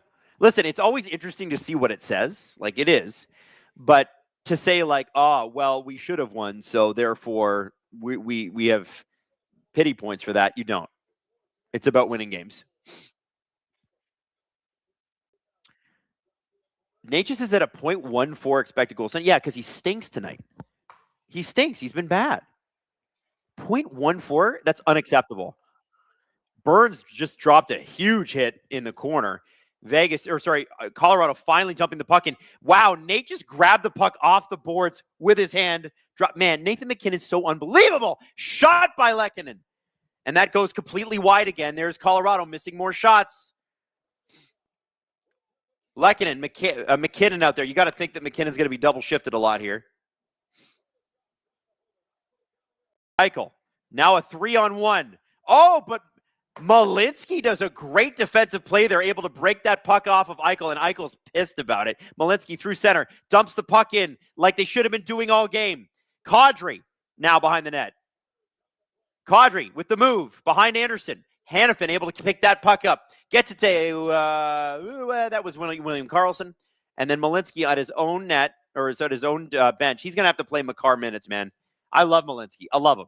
You're going to have to play Makar minutes. 10:23 to go in the third period. Time is the enemy of the Colorado Avalanche. Shot, and that goes off an ankle. Nick Waugh, former Leaf. Former Golden Knight, more importantly. Oh! And a great shot from the point. Carter Hart absorbs that one. Magic 8-ball time, says Denise Campbell. I'm mad at the Magic 8-ball. I think maybe the Magic 8-ball, maybe it needs to go to Steve's house. I'm a little annoyed with the Magic 8-ball. But I can ask it. All right, Magic 8-ball. Does Colorado come back in this game? Don't give me one of your bullshit answers either. Come on. Don't count on it. All right, we'll see. I don't trust the Magic 8-ball anymore. Lied to me too many times about the Leafs. I'm not going to lie.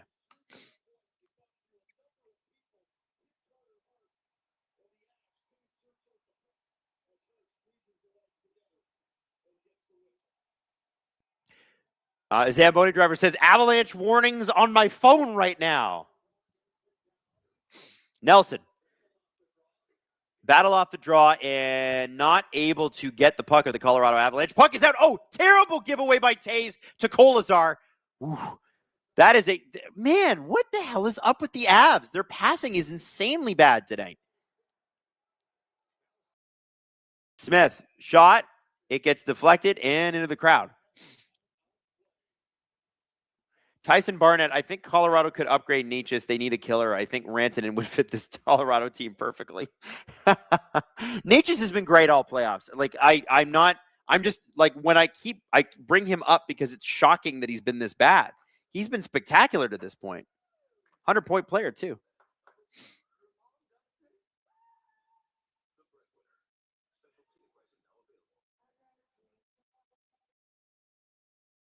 Oh, winner of the Colorado Avalanche jersey. Steve Dangle texted me, by the way, and he said Vegas is going to win the cup, LOL. Well, we don't know that yet. All right. Now, if you're from Minden, Ontario, you're a winner. Shout out Minden, Ontario's Rene Duguay. Rene Duguay. You are the big winner of the Colorado Avalanche / Rockies jersey tonight, courtesy of Fanatics. Rene, you're a regular here. We know you, Rene. You won the draw. Congratulations to you. It's a lounge. It is size lounge for Rene Duguay. Congratulations, buddy. I don't know if you're still here.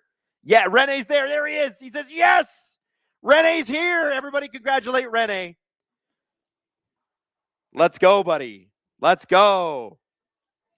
So big congrats to Rene. And don't forget, we got giveaways every single stream. So Steve tomorrow will have a giveaway. Myself Friday. Steve Saturday. Me Sunday. We got stuff to give you because we love you. Big shout out to Rene, who's here all the time. We love Rene. He's such a nice person. You deserve it, Rene. Alex Mercer, Adam, are Marner and Kadri friends or enemies? I think off ice they'd be very friendly. I think on ice they would be enemies. You have to think of it that way, right?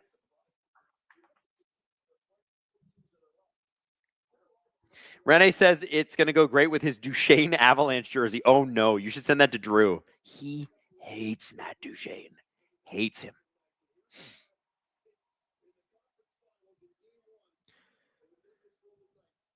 .9:45 to go. Can Colorado get goal 2? All they need is a second goal here in the next 5 minutes, and then they can pull the goalie and go for it at the end of the game. That's all they got to do. Just step at a time. Step at a time. Now, Vegas. What's that, Hayden? Hayden thinks that Kadri's suspendable play is coming up. Nah, Kadri's too old for that shit now. He's good. He's good. He's got it under control. He doesn't see the red mist like he used to. I got to tell you, though, I think, like, if Vegas scores again, this game's over. We all know that. I think they've done an incredible job just interrupting the flow of the Avalanche, which is something they did perfectly well against the Anaheim Ducks, too. Freak811 says Drew hates Duchesne. Finally, we agree. Oh, can't. Not a fan. Not a fan at all. Joe Perez says, I hate Matt Duchene too. I don't know many Avs fans that are big fans of Duchene. And it's kind of sad. Duchene is a lot like kind of Marner, right? Grew up a fan of the Avs, got to play for them, left under just miserable circumstances. It's a shame, when that stuff happens. You always want your boyhood team to work out, right? Because that's everybody dreams to love playing of their, for their boyhood or girlhood team. And I think it's a shame. I think it's a shame for Marner, although it's worked out pretty damn well for him. Nick Waugh was a Leaf fan growing up. That, he got half a season as a Leaf. Kind of sucks, right? Oh, shot in, and again, misses the net. Wow. Here we go. Oh, Kelly could not receive the pass. Hexus says, I wonder the stat for the seasons where both number ones are in the Final Four, the percentage of how often, in that scenario, both number ones in each conference reach. Okay, so what Hexus is saying is, how often do both number one teams in each conference actually make the finals? I don't think that happens very much. There's just so much that can go wrong. Freak 811 says, my opinion of Duchene is remove the NE. Are you saying he's a Dutchie? Is it Dutchie that you're going for? Jerry says, every time I watch SDPN, my team loses. Hey, Jerry, me too. I work here. Every time I watch an SDPN stream, the blue and white lose. But maybe that's just more the blue and white than us.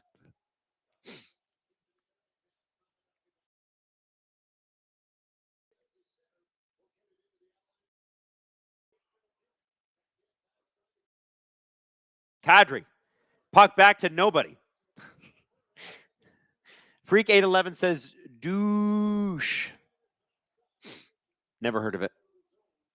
Never heard of it. So, Sportsnet's promoting it. We should promo it too. Golden Knights, Avalanche, Friday night. You and me. Me and you. We're hanging out on Friday. We're spending our Friday night together. I know it's a Friday in May. And you could be outside and it could be hot and warm and lovely. But you're hanging out with me. We're doing this series together. You got to come back. And Steve's going to be on the stream tomorrow. So make sure you tune into him too. Montreal, Carolina. That's a series that I'm like, I don't really know. I picked Carolina to win it, but because it's Carolina and they've played so well defense. Oh, no.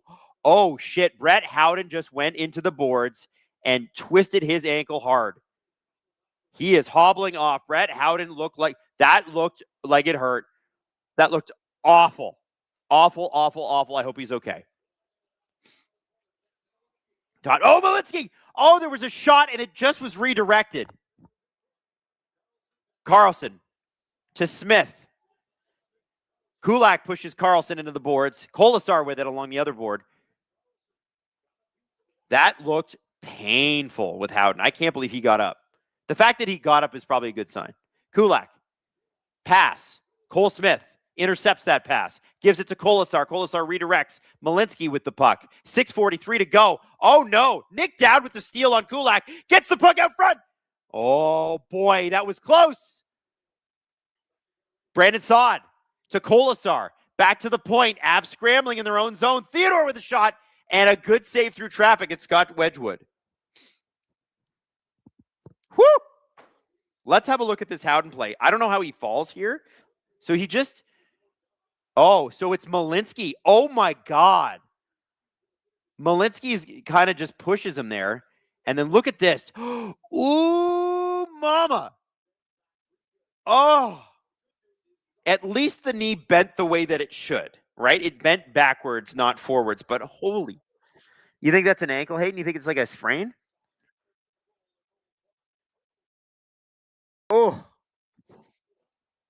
Brutal, man. 6:17 to go. Avs need a goal to make it close at the end of this game. You don't want to pull a goalie with 2 goals down. I mean, that you will, but you don't want to. Sissons gets Manson to fall. How did Sissons get Manson to fall like that? Drury. Puck is put right on Carter Hart. Carter Hart absorbs that with his glove. And there's going to be a face-off. Doug Lee fan, will the Avs retire 8 for Sandis Ozilage? Go VGK. Man, Sandis Ozulich, that's a good pull. That's a guy. He was great. He had some great years. So apparently both top Eastern and Western Conference teams has only happened once in NHL history, and it was the Avs in New Jersey in 2001. Wow. So is Brett Howden out of the game? Do we know that yet, Hayden? Is he going to the I didn't see anything about him going to the dressing room. Kawe says, or Kway, excuse me, Kway. I lost my parlay, but I'm glad the Golden Knights got injured. Listen, for non-hockey reasons, there's a lot of people that are not going to be upset about Brett Howden getting injured. That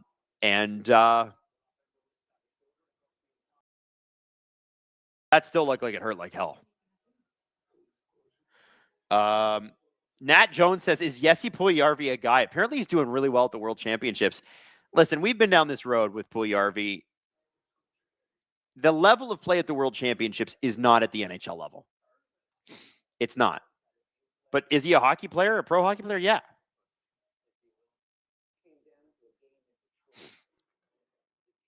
So Howden's still on the bench. Looks like, according to Cody Tkachuk, he's still okay. Okay. Well, listen, it's a A-Fork says Howden will be back. Howden will be back. There you go. That injury, that could have been really bad. He's lucky. If he's playing, he's very, very, very lucky. That was a dangerous play by Malinsky, straight up. Like, look at McKinnon. They're showing the McKinnon thing where he makes the play and he's just yelling at his guys. You could tell he's pissed, and I don't know if it's productive pissed, Nate, or whatever.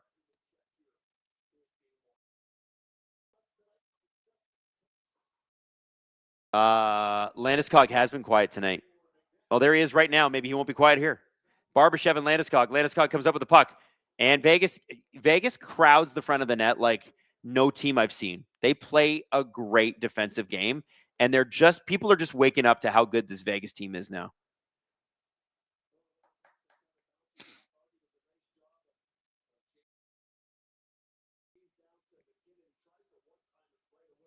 Rusty Mitchell, double IHF refs are worse than NHL Germany. Got screwed today. They ref a different game over there. They just do. Landeskog, Eichel lined up, and Eichel wins that faceoff draw. That was a big one. 5:35 left in the third period. Chris Bro says pissy Nate is not a good Nate. Sports Talk Chud says Nate is pissed. 5-0 win next game. Probably. I could see that. Malinsky, almost gave the puck up. Barbashev. 5:16 left to go in the third. McKinnon going to do this himself. Around the net. McKinnon looking for a passing lane. And Barbashev cut his passing lane. Look at the Vegas Golden Knights, man. Natchez behind. Oh, and it goes to Kulak and bounces over his stick. Nathan McKinnon. I would not want to sit next to him in the dressing room after this game. McKinnon in! Natchez puts the puck wide, but a great play by both of those players. Kadri.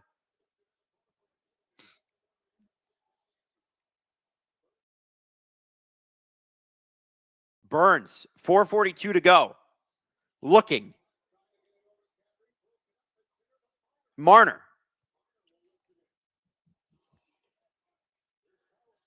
Ian Norwood says, for someone as great as Nate is, he sure is a whiny bastard. Hey, they used to say that about Crosby, too. They run hot, man. Natchez at the blue line, floats it in. Ooh, good play. Kadri. Natchez at the point from Manson. Natchez gets that puck blocked again by William Karlsson this time. Nelson, down low to Kadri. Kadri looking for a pass. Good move. Had to deke out his own player. Natchez, stick blows up. Man, this is not Marty's night. This ain't Marty's night, man. Marner is able to flip that puck in. Oh, Manson let Cole Smith get ahead of him and then put him right into the boards. Cole Smith, I think, knew what he was doing, but that made a very loud sound around the boards. Are they going to pull the goalie? 35-26 are the shots in Colorado's favor. 3-1 are the goals in Vegas's favor. A stunned ball arena. They've been real quiet tonight. Real quiet. Especially since the second period. Oh, no. Bad play by Parker Kelly. Drury. So I think this line is out there. The O'Connor, Drury, Kelly line is out there right now, giving McKinnon et al. Just a second to breathe again. Oh, they might have an opportunity, though. And I think Vegas is going to the... Oh, no. Colorado going to the power play, and it might be Jack Eichel. Now, here's the thing.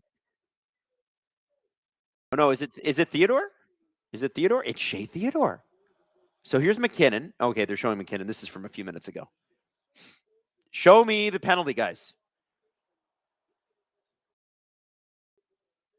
So they're showing McKinnon again. Show me the penalty. I want to see it. I want to see it.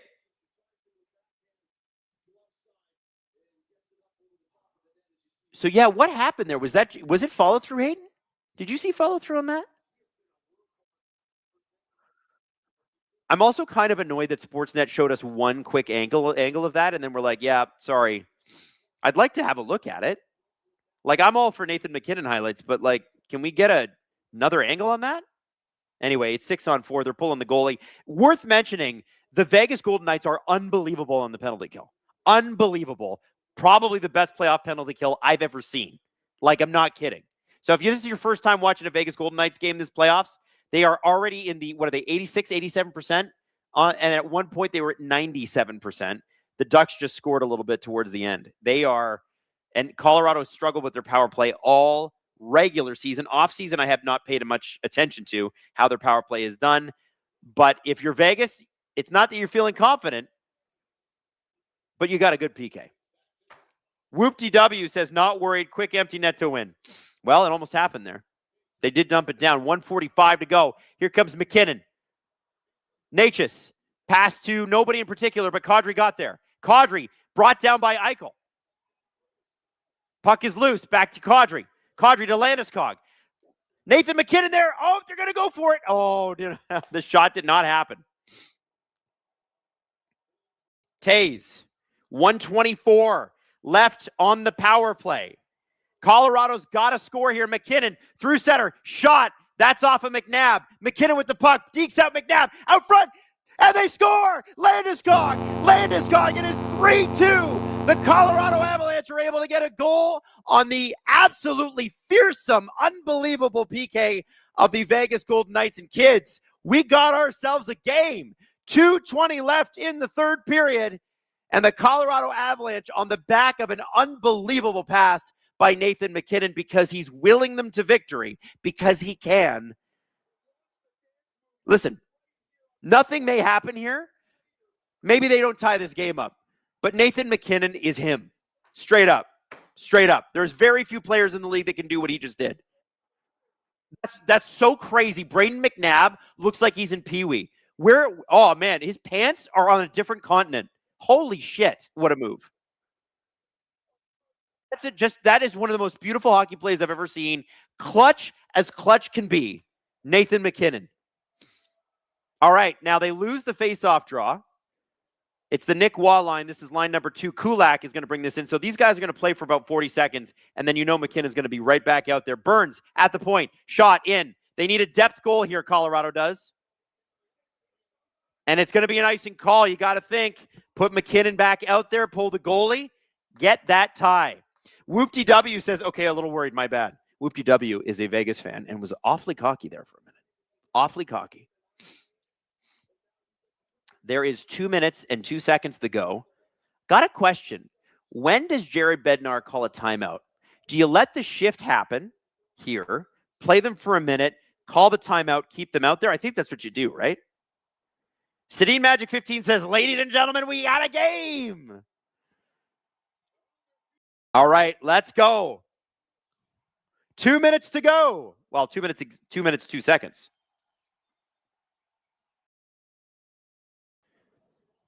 And the Vegas Golden Knights win the draw. They're going to fire it down the ice. Tays is there. Marner's all over him, though. Oh, no, bad pass. Carlson intercepts. Avs all over him. Landeskog back to Tays. Boy, you miss Makar in a moment like this. 1:45 to go. Necas. He's going to bring this puck through center. Dumps it in. See? That's what you need to be doing, Marty. Dump it in. And the Vegas Golden Knights dump it out. Marner going off for a change.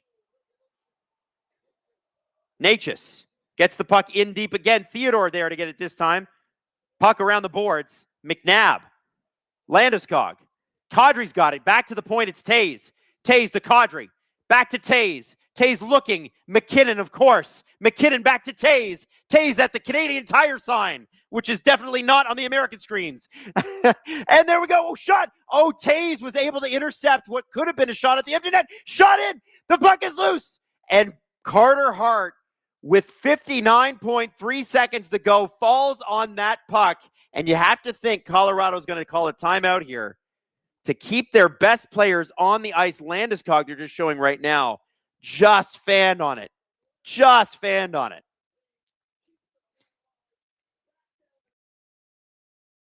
McKinnon made a great play there. Just put it on Carter Hart, see if you can get a rebound. That's what you got to do. And I think he shoots this even a little higher than he wanted to.